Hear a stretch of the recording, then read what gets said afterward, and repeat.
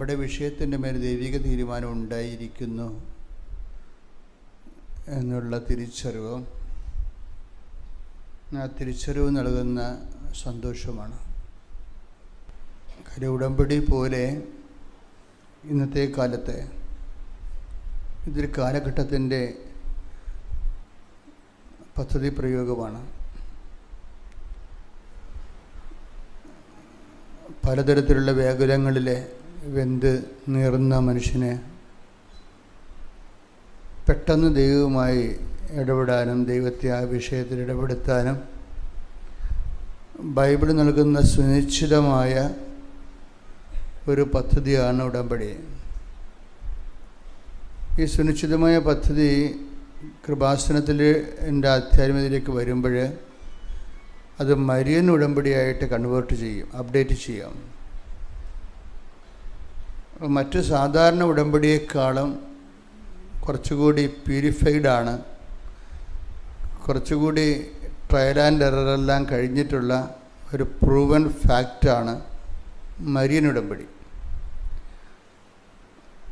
Marian ഉടമ്പടിയുടെ space എന്ന് പറയുന്നത് സാധാരണ ഉടമ്പടിയിൽ ദൈവവും നമ്മളും തമ്മിലുള്ള ഒരു ബയലാറ്ററൽ എഗ്രിമെൻ്റാണ്. ഞാൻ ദൈവ കൃപ പ്രാപിക്കാൻ വേണ്ടി ഞാൻ ഇന്ന കാര്യങ്ങൾ ഫെസിലിറ്റേറ്റ് ചെയ്തുകൊള്ളാവുന്ന എൻ്റെ ജീവിതത്തിൽ ദൈവകൃപ ആർജിക്കാൻ വേണ്ടി ഞാൻ ജീവിതം പുനഃക്രമീകരിച്ചു കൊള്ളാവുന്ന നമ്മൾ ദൈവത്തോട് പറയുന്നു. ചിലരത് സാങ്കേതികമായിട്ട് പറയും, ചിലർ സത്യസന്ധമായിട്ട് പറയും, ചിലർ വളരെ ഗൗരവമായിട്ട് പറയും. അത് ഓരോരുത്തർ എടുക്കുന്ന ഉടമ്പടിയുടെ ഒരു മൈൻഡ് സെറ്റാണത്.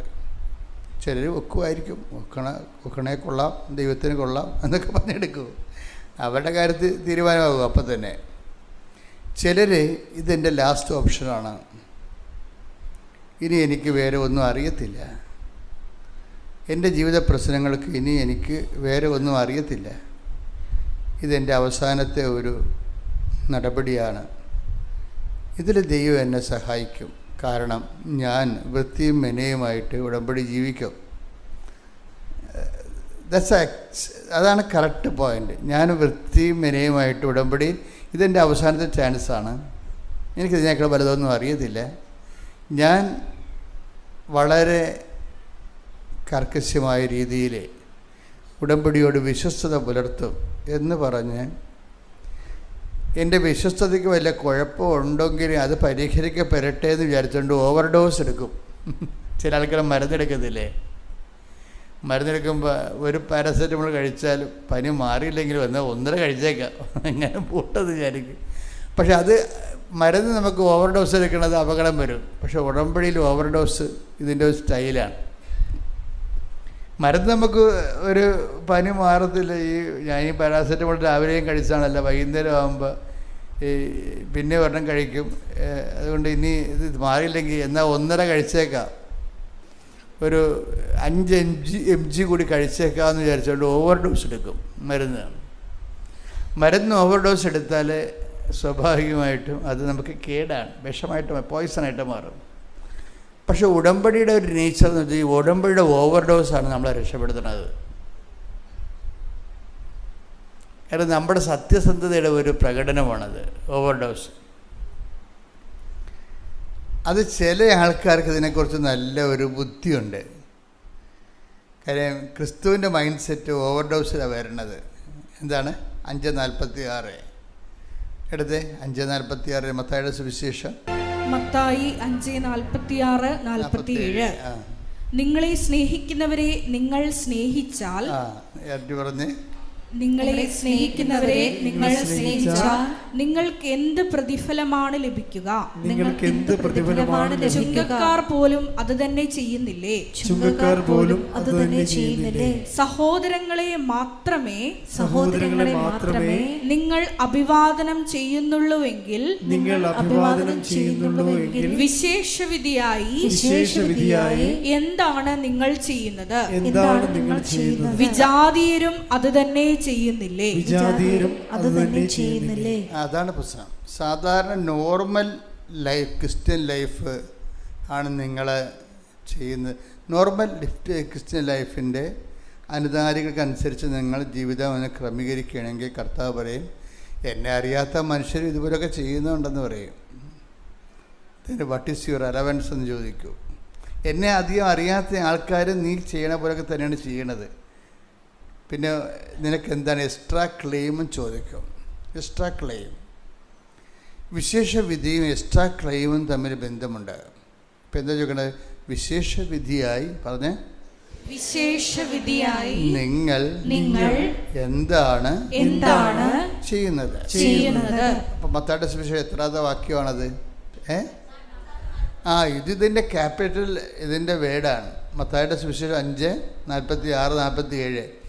വിശേഷ വിധിയായി പറഞ്ഞ്, വിശേഷവിധിയായി നിങ്ങൾ എന്താണ് ചൊല്ലുന്നത് ആണോ?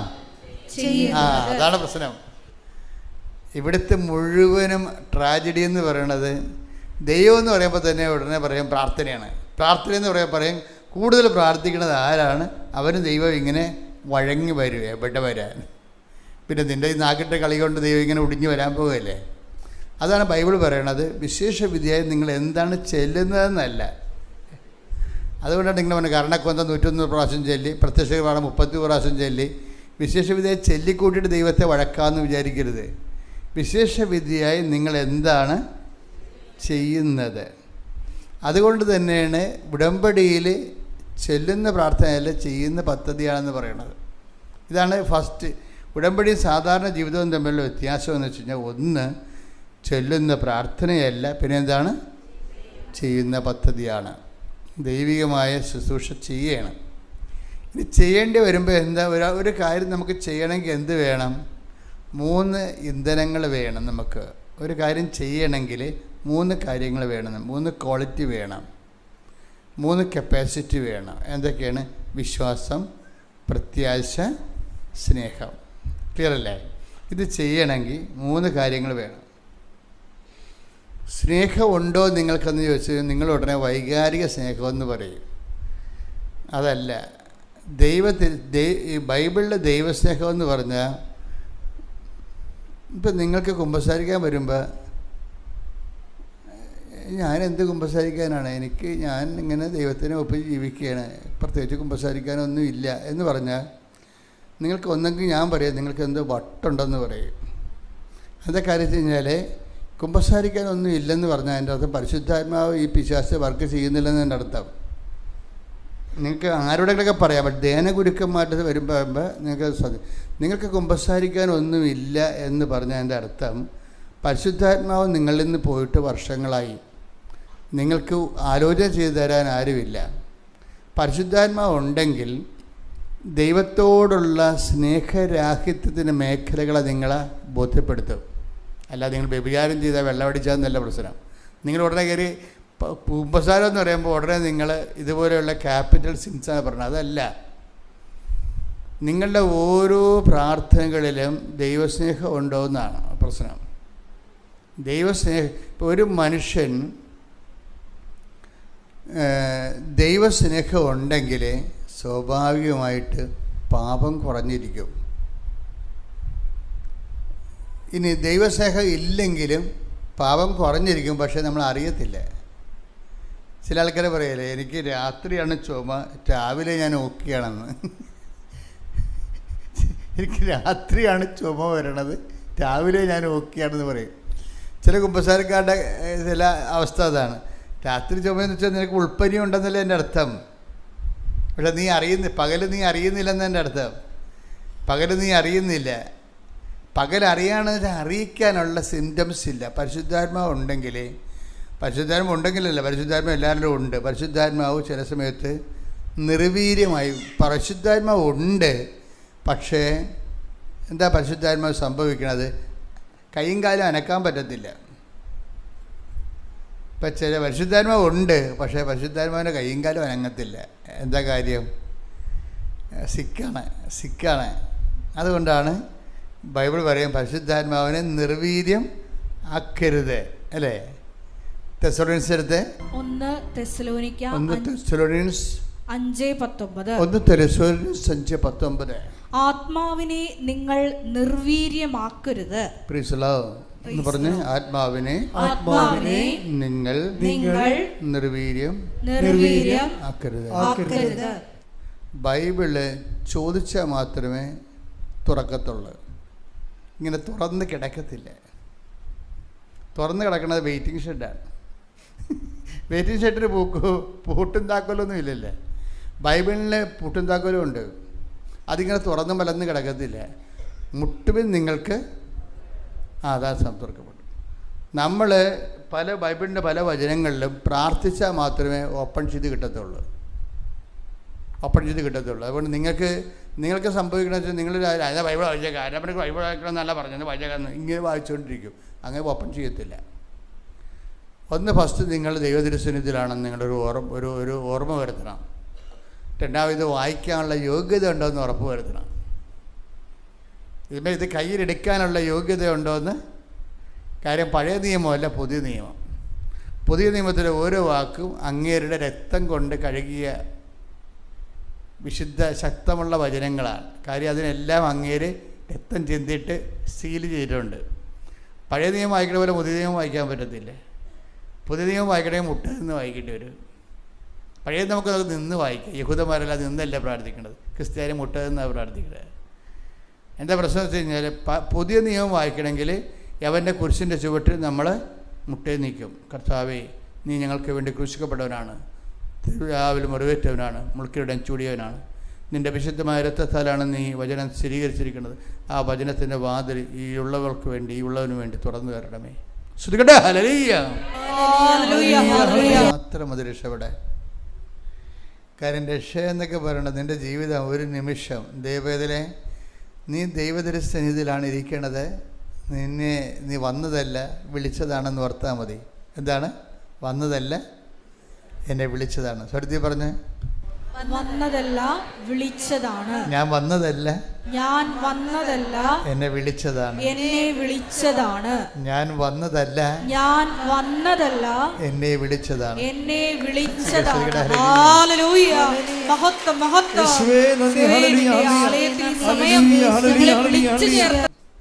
ഇപ്പം നിങ്ങളിവിടെ ഇരിക്കുന്ന പ്രാർത്ഥിക്കുന്നു. നിങ്ങളിവിടുന്ന് പ്രാർത്ഥിക്കുമ്പോൾ നിങ്ങളുടെ മനസ്സിൽ വരേണ്ടത് എന്താണെന്ന് വെച്ചാൽ, ഇത് അമ്മ മാതാവ് ജീവനോടെ പ്രത്യക്ഷപ്പെട്ട സ്ഥലം, ജനകോടികളെ അനുഗ്രഹിച്ച സ്ഥലമാണ്. Price the Lord. ഒന്ന് പറഞ്ഞ്, ഇത് അമ്മ മാതാവ് ജീവനോടെ പ്രത്യക്ഷപ്പെട്ട സ്ഥലം, ജനലക്ഷങ്ങളെ ദൈവം അനുഗ്രഹിച്ച് കണ്ണീർ തുടച്ച സ്ഥലം. കർത്താവ് എന്നെയും വിളിച്ചിരിക്കുന്നു. നിന്റെ കാരുണ്യത്തെ ഓർത്തുകൊണ്ട്, നിന്റെ പരിപാലനെ ഓർത്തുകൊണ്ട്, എന്റെ ദൈവമേ, നിന്നെ ഞാൻ സ്തുതിക്കുന്നു, നിന്നെ ആരാധിക്കുന്നു, നിനക്ക് നന്ദി പറയുന്നു. എല്ലാ സങ്കടങ്ങളും എല്ലാ ഭാരങ്ങളും ഈ നിമിഷം എന്റെ അമ്മയായ പരിശുദ്ധ അമ്മയുടെ മാധ്യസ്ഥത്തിൽ, ഓ ഈശോയെ, ദിവ്യ ഈശോയെ, അങ്ങയുടെ കരങ്ങളിലെ പൂർണ്ണമായി നൽകിക്കൊണ്ട് ഞാൻ അങ്ങയെ സ്തുതിക്കും, ഞാൻ അങ്ങയെ ആരാധിക്കുന്നു, എനിക്ക് നന്ദി പറയുന്നു. ഓ നന്ദി ഈശോയെ, ഓ ആരാധന, ഓ ദൈവമേ, ഓ സത്യമേ, ഓ സ്നേഹമേ. സ്തുതിക്കട്ടെ, ഹല്ലേലൂയ.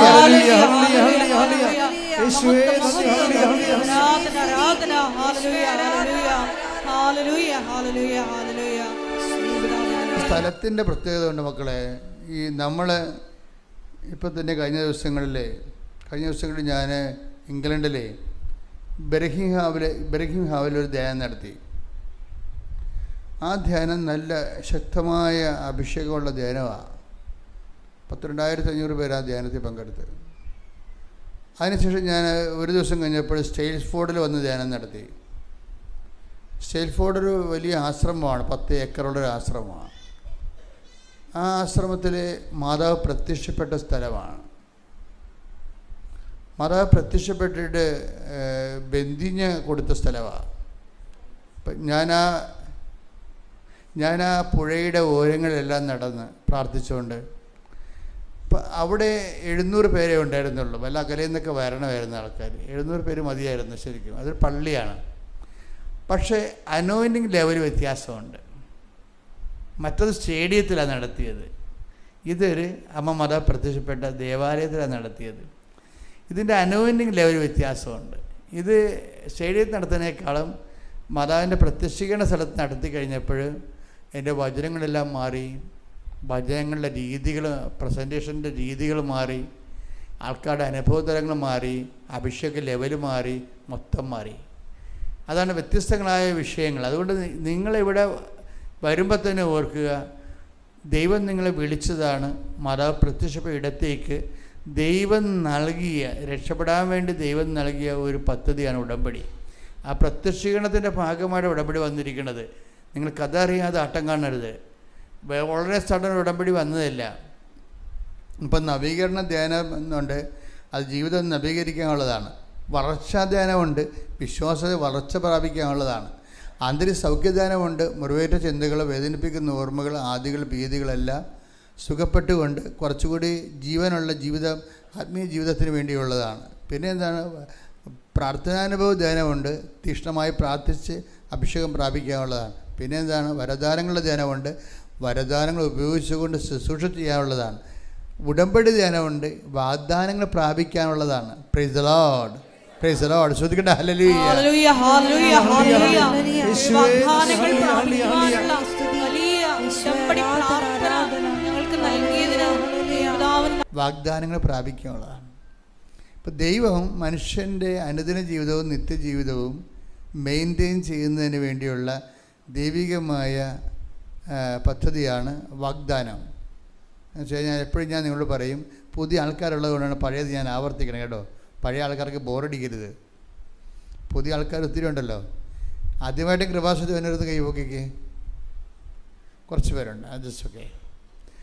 അപ്പോൾ കുറച്ച് പേരെങ്കിലും പുതിയ ആൾക്കാരുണ്ട്. അപ്പോൾ എപ്പോഴും ശ്രദ്ധിക്കേണ്ടതെന്ന് വെച്ച് കഴിഞ്ഞാൽ, ചില സമയത്ത് ഞാൻ പഴയ സിലബസ് ഞാൻ മനഃപൂർവ്വം എടുക്കണമല്ല, കർത്താവ് ധ്യാനിപ്പിക്കുമ്പോൾ അങ്ങനെ ഓരോരോ സാധനം പറയിപ്പിക്കണതാണ്. അപ്പോൾ എന്താ പ്രശ്നം എന്ന് വെച്ച് കഴിഞ്ഞാൽ, നമുക്ക് നമ്മുടെ അനുദിന ജീവിതവും നിത്യജീവിതവും അതിൻ്റെ പോരായ്മ പരിഹരിക്കുന്നതിന് വേണ്ടിയും അത് പുഷ്കലമായിട്ട് വളരുന്നതിന് വേണ്ടിയും ദൈവം നമുക്ക് നൽകുന്ന ഒരു ക്യാപ്സ്യൂളാണ് വാഗ്ദാനം എന്ന് പറയുന്നത്. അപ്പോൾ ഉടമ്പടി ധ്യാനത്തിൻ്റെ ഫോർമുല ഉപയോഗിക്കുന്നത് എന്തിനാണ്? ഈ വാഗ്ദാനങ്ങൾ പ്രാപിക്കാൻ വേണ്ടിയാണ്. വാഗ്ദാനങ്ങൾ പ്രാപിക്കാൻ വേണ്ടിയാണ്.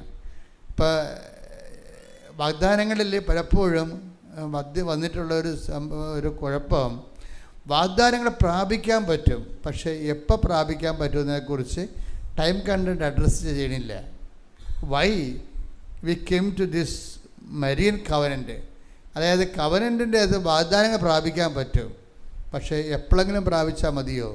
എബ്രാഹത്തിനോട് പറഞ്ഞു, നിനക്ക് ഒരു സന്തതി ഉണ്ടാകും, ഓക്കെ. പക്ഷേ എബ്രാഹത്തിന് സന്തതി ഉണ്ടായപ്പോൾ എബ്രാഹിം വയസ്സായിപ്പോയി. ഇസഹാക്കിൻ്റെ കൂടെ ചെറുപ്പകാലത്ത് ജീവിക്കാൻ പറ്റിയില്ല. അതാണ് ഈ ആൾക്കാർ 20 വയസ്സാകുമ്പോൾ തന്നെ കല്യാണം കഴിക്കണമെന്ന് പറയണത്. നിങ്ങളുടെ മക്കളുടെ കൂടെ നല്ല കാലം ജീവിക്കാൻ പറ്റാതെ വരും.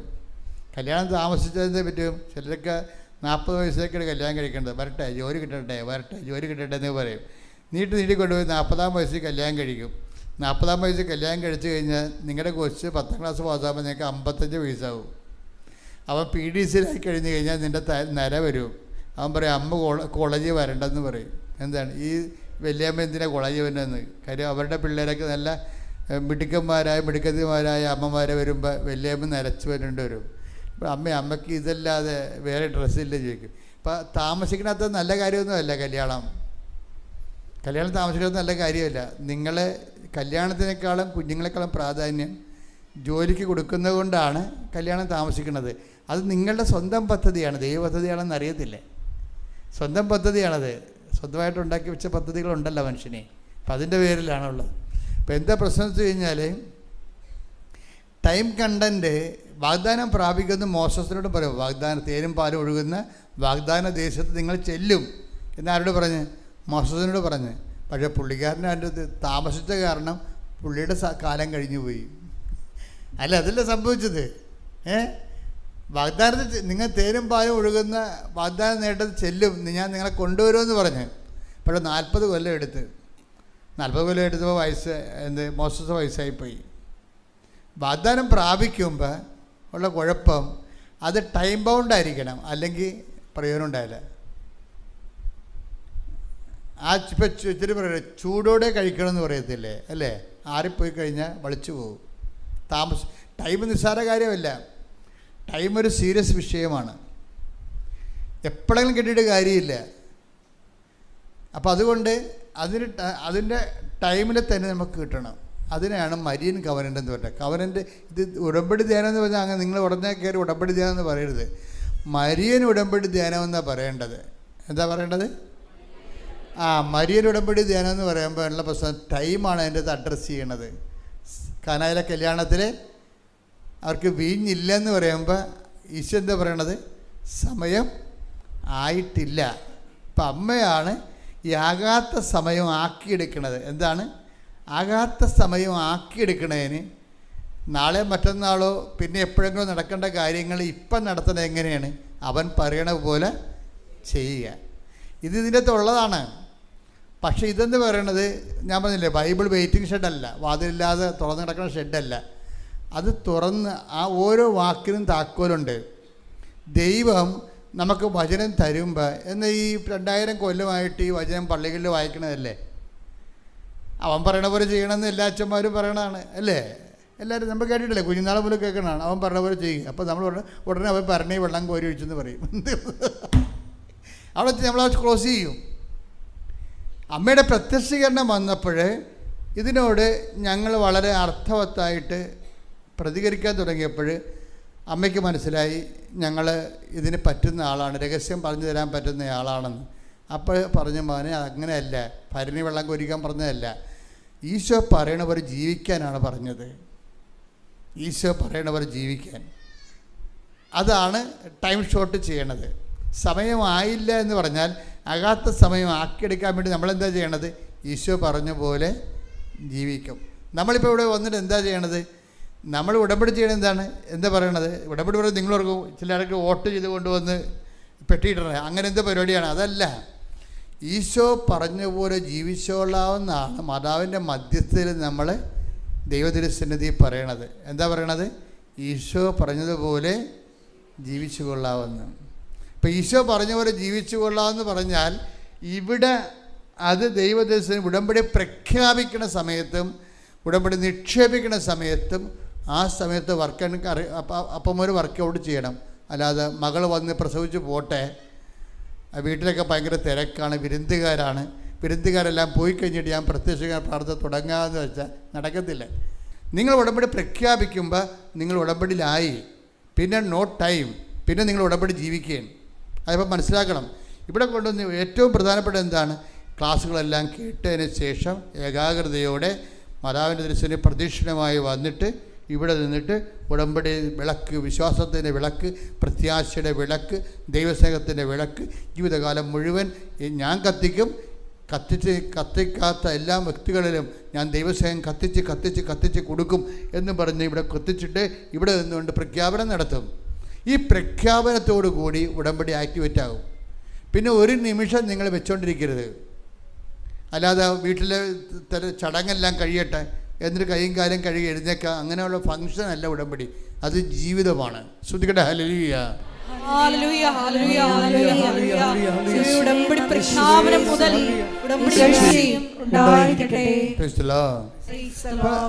മരിയൻ ഉടമ്പടിയിൽ അഡ്രസ്സ് ചെയ്യണത് 2000 കൊല്ലങ്ങളായിട്ട് അഡ്രസ്സ് ചെയ്യാത്തൊരു കാര്യമാണ്. എന്താണ്? ഉടമ്പടിയിലുള്ള ടൈം ലാഗിങ്ങിനെ ആണ് ഇത് ടൈം ഷോർട്ട് ചെയ്യണത്. എബ്രാഹത്തിന് 25 കൊല്ലം എടുത്ത് മകനെ കിട്ടാൻ, മോസസിന് വാഗ്ദാനം പാടുന്ന ആൾ പ്രാപിക്കാൻ. അപ്പോൾ മകനെ കിട്ടിക്കഴിഞ്ഞപ്പോൾ അയാൾ വയസ്സായിപ്പോയി. ഇസ്രായേൽ ജനം വാഗ്ദാന നാട് പ്രാപിച്ചപ്പോൾ അത് കൊണ്ട് നടന്ന മോസസ് മരിച്ചുപോയി. അപ്പം സമയം നിസ്സാര കാര്യമല്ല, സമയം ഭയങ്കര വില്ലനാണ്. സമയം നേരത്തെ നടക്കണം. അതുകൊണ്ട് സമയത്തിൻ്റെ കടിഞ്ഞാൻ ഇടുന്നതാണ് മരിയൻ ഉടമ്പടി. വല്ലാണ്ടങ്ങ് നീണ്ടുപോണ സമയത്തെ പിടിച്ചു നിർത്തും മരിയൻ ഉടമ്പടി. എന്താണ്? അവൻ പറയണ പോലെ ചെയ്യും. നിങ്ങൾ എന്തുമാത്രം കാര്യങ്ങൾ അവൻ പറയണ പോലെ ചെയ്യുന്നുണ്ടോ അത്രയും ടൈം ഷോട്ട് വരും. കഴിഞ്ഞ ദിവസങ്ങളിലേ ലിസി എന്നും പറഞ്ഞൊരു മോള് സാക്ഷ്യം പറഞ്ഞു. നല്ല സാക്ഷിയായിരുന്നു. ഇപ്പോൾ ലിസിയുടെ പ്രശ്നം എന്ന് വെച്ച് കഴിഞ്ഞാൽ, ഞാൻ കാനഡയിൽ ധ്യാനിപ്പിക്കുകയാണ്. അപ്പോൾ ഇവിടുത്തെ ഈ വിദേശ ധ്യാനങ്ങൾക്ക് ഉണ്ടാകുന്ന ഒരു ഗുണവുമുണ്ട് ദോഷവുമുണ്ട്. വിദേശ ധ്യാനങ്ങൾക്ക് കൃപാസനത്തിൻ്റെ അകത്ത് നടക്കുന്ന ധ്യാനം പോലെ ചിട്ടയും കൗൺസിലിംഗും ഒന്നും ഉണ്ടാകത്തില്ല. കാര്യങ്ങളെല്ലാം നടക്കും. അതിൻ്റെ അവിടെ പരിമിതികളനുസരിച്ച് നടക്കും. കാര്യം ഇവിടെ നമ്മൾ 76 മെമ്പേഴ്സിനെ വെച്ചാണ് ഇവിടെ ഉടമ്പടി ധ്യാനം നടത്തുന്നത് കേരളത്തിൽ. നമ്മുടെ കൃപാസനത്തിൽ കൗൺസിലേഴ്സിന് 9 പേരുണ്ട്. 9 പേരെ വെച്ചാണ് ഈ 300 പേരെ നമ്മൾ കൗൺസിൽ ചെയ്തിട്ട് ആ ഉടമ്പടിയുടെ ട്രാക്കിലേക്ക് ഇവരെ കൊണ്ടുവരണത്.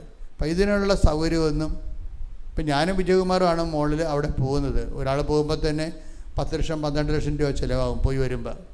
അതുകൊണ്ട് ഒത്തിരി ആൾക്കാരെ കൊണ്ടുപോകാൻ പറ്റത്തില്ല. അപ്പോൾ അവിടെ ഉള്ള ലിമിറ്റഡ് സാഹചര്യങ്ങൾ അവിടെ ഉള്ളത്. പിന്നെ അവിടെ ഞാൻ എന്ത് ചെയ്യും, ലിമിറ്റഡ് സാഹചര്യം ഉള്ള കാരണം ഞാനുള്ള എല്ലാവരെയും കാണും. ഇവിടെ കാണാൻ പറ്റത്തില്ല. വിദേശ രാജ്യങ്ങളിലെ ധ്യാനങ്ങളിൽ ഞാൻ ഈച്ചൻ്റെ അവർ പഠി ഇപ്പോൾ സേഫ്ബോളിൽ ഞാൻ 700 പേരെയും കണ്ട്. അവിടെ ബെർഹാവിൽ 2400 പേര് ഉടമ്പടിയിൽ വന്നെങ്കിലും കുടുംബപരമായിട്ട് അവർ ഒരു കുടുംബത്തിന് ഒരു ഉടമ്പടിയാണ് എടുത്തത്. ഇപ്പോൾ 1400 പേരാണ് ഉടമ്പടി എടുത്തത്. 1400 പേരെ ഞാൻ കണ്ടു. സന്ധ്യ ആയാലും നിന്ന് കാണും ആൾക്കാരെ. അതതിൻ്റെ വ്യത്യാസം അതാണ്. കാര്യം എനിക്കറിയാം അവരുടെ കൗൺസിലിംഗ് ഒന്നും ശരിയായി കാണത്തില്ല. അപ്പം അതുകൊണ്ട് അവരെ ജസ്റ്റ് അവരുടെ പ്രശ്നങ്ങളെല്ലാം അവർ പരിഹരിച്ച് ഡയറക്റ്റ് അവരുടെ ഉടമ്പടിയിലേക്ക് വരാൻ വേണ്ടി ഓരോരുത്തരും കണ്ടിട്ട് തൈലാഭിഷേകം ചെയ്ത് പ്രാർത്ഥിക്കാം. അപ്പം ഞാനിങ്ങനെ കാനഡയിൽ ധ്യാനം നടത്തുമ്പോൾ ലിസി പറഞ്ഞ സാക്ഷ്യം കഴിഞ്ഞ ദിവസം പറഞ്ഞതാണ്. അപ്പോൾ സാക്ഷ്യം പറഞ്ഞത് ലിസി ഒരു നേഴ്സാണ്. ഇവരുടെ അവസ്ഥ ഭയങ്കര രസമാണ്. ഇവർ 18 വർഷത്തിന് മുമ്പ് 2005 മറ്റേ നഴ്സിംഗ് പാസ്സായതാണ്. അപ്പം അന്ന് ഇവരുടെ ഏറ്റവും വലിയ ആഗ്രഹമാണ് അമേരിക്കയിൽ ജോലി ചെയ്യണമെന്നുള്ളത്. അപ്പോൾ എല്ലാ നേഴ്സുമാരും അക്കാലങ്ങളിൽ അമേരിക്കയിൽ ജോലി ചെയ്യാനാണ് ആഗ്രഹിക്കുന്നത്. ഇപ്പോൾ ട്രംപ് പൂട്ടി വരികയല്ലേ സംഭവം. അപ്പം അതുകൊണ്ട് ഇവർക്ക് പക്ഷേ പോകാനൊത്തില്ല. കാര്യം അതിൻ്റെ പ്രോസസ്സിങ് ഭയങ്കര കഠിനമാണ്. അവിടെ ഒരു വിസ കിട്ടുക, അല്ലെങ്കിൽ തന്നെ അതിനുശേഷം അവിടെ പെർമനൻറ്റ് റെസിഡൻസ് കിട്ടുക, PR കിട്ടുക, ഗ്രീൻ കാർഡ് കിട്ടുക, അതൊക്കെ വലിയ തൊല്ല പിടിച്ച പരിപാടിയാണ്.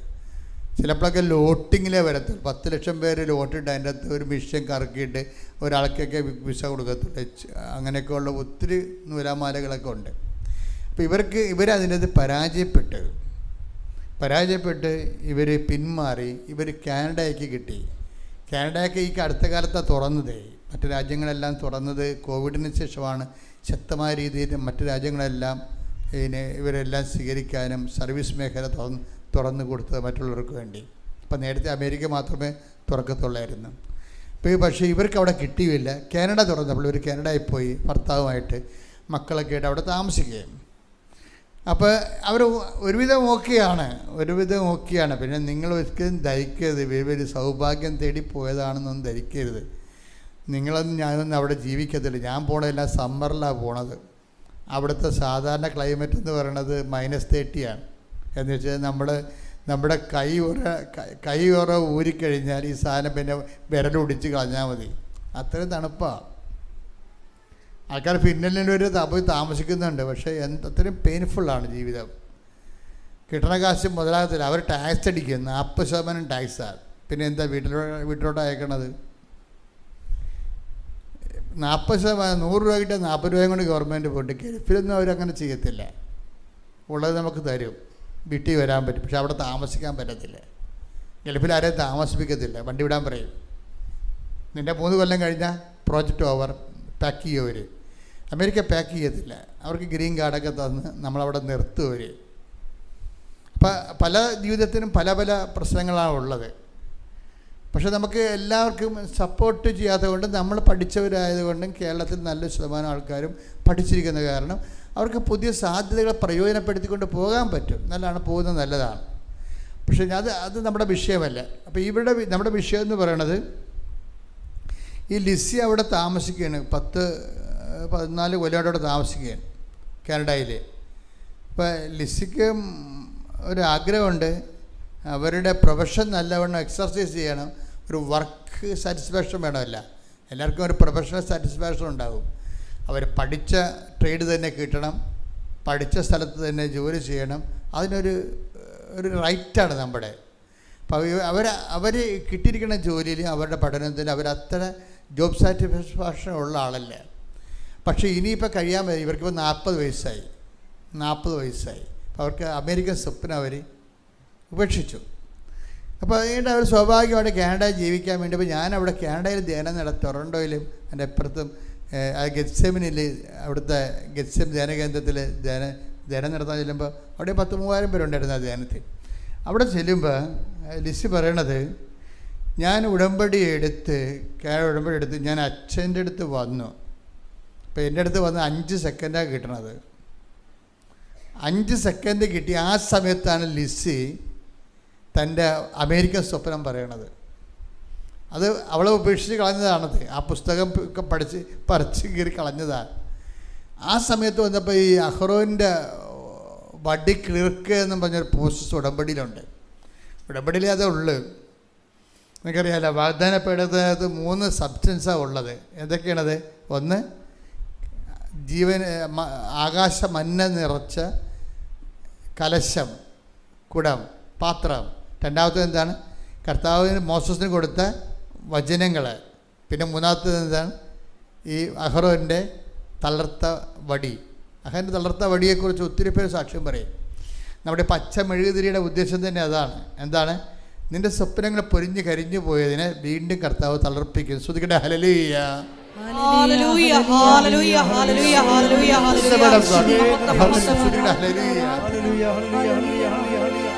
യേശുവേ ആരാധന ഹല്ലേലൂയ ഹല്ലേലൂയ യേശുവേ നന്ദി ഹല്ലേലൂയ യേശുവേ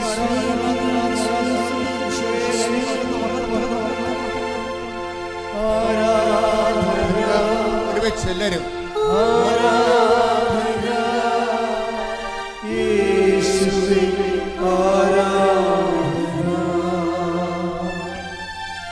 ആരാധന ആരാധന യേശുവേ ആരാധന. ഇബ്രായർ 9-ാം അധ്യായം 3-4 തിരുവചനങ്ങൾ. 2-ാം വിരിക്കകത്തുള്ള കൂടാരം അതിവിശുദ്ധ സ്ഥലം എന്ന് വിളിക്കപ്പെടുന്നു. അതിൽ സ്വർണം കൊണ്ടുള്ള ധൂപപീഠവും എല്ലാ വശവും പൊന്നു പൊതിഞ്ഞ വാഗ്ദാന പേടകവും ഉണ്ടായിരുന്നു. പൊന്നു പൊതിഞ്ഞ വാഗ്ദാന പേടകം. അതെ. മന്ന വെച്ചിരുന്ന സ്വർണ്ണ കലശവും അഹ്റോന്റെ തളിർത്ത വടിയും ഉടമ്പടിയുടെ ഫലകങ്ങളും അതിൽ സൂക്ഷിച്ചിരുന്നു. അഹ്റോന്റെ തളർത്ത വടി എന്ന് പറയുമ്പോൾ അഹ്റോന്റെ പൗരോഹിത്യത്തിനെ മോസസിന്റെ വൈഫ് ചോദ്യം ചെയ്ത്, അതാണ് പ്രശ്നം. Take that passage.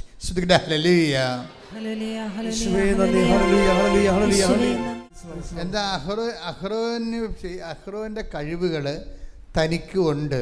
ദൈവം അഹ്റോനോട് മാത്രമല്ല തന്നോട് സംസാരിച്ചിട്ടുണ്ട് എന്ന് പറഞ്ഞുകൊണ്ട് ശുശ്രൂഷയിൽ ഒരു മേൽഗതി കിട്ടാൻ വേണ്ടി മോസസിൻ്റെ വൈഫ് പാളയത്തിൽ പടയുണ്ടാക്കി. അപ്പോൾ അത് വലിയ കൺഫ്യൂഷനായി.